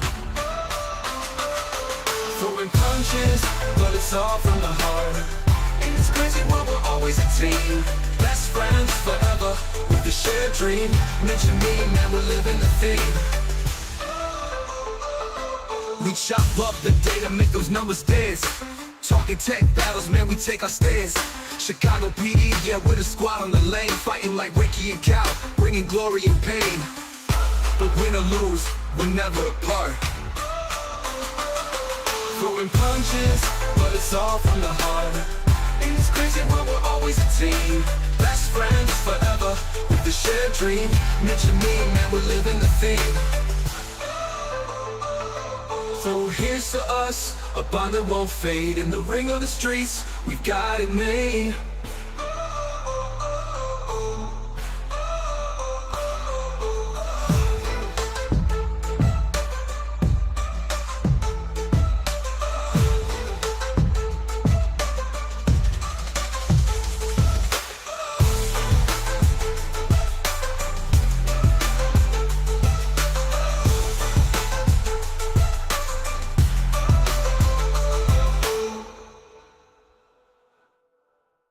Thank you guys so much for tuning in. Have a wonderful, wonderful night.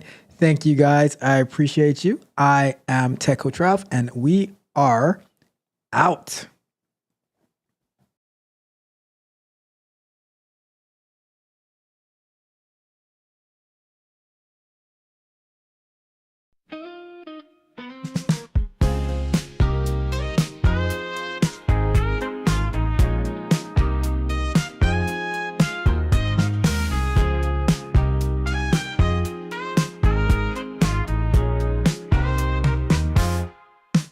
Tech Coach Ralph, tough as nails, no disguise.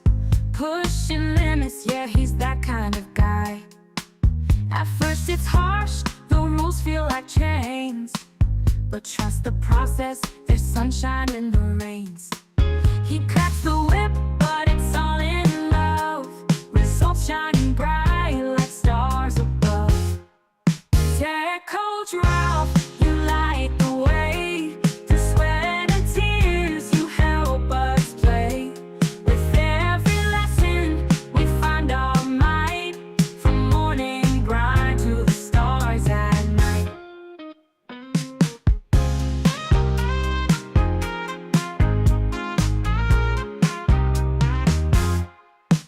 Days turn to weeks, skills sharp and fast. What once was a struggle now feels like a blast. Step by step, we rise and we glow. With Ralph in our corner, we're ready to show. Singing his praises, can't keep it inside. From hard ass to hero, he's our pride. Tech Coach Ralph, you light the way. Through sweat and tears, you help us play. With every lesson, we find our might. From morning grind to the stars at night. So here's to Ralph, the coach we need in this game of growth. He plants the seed.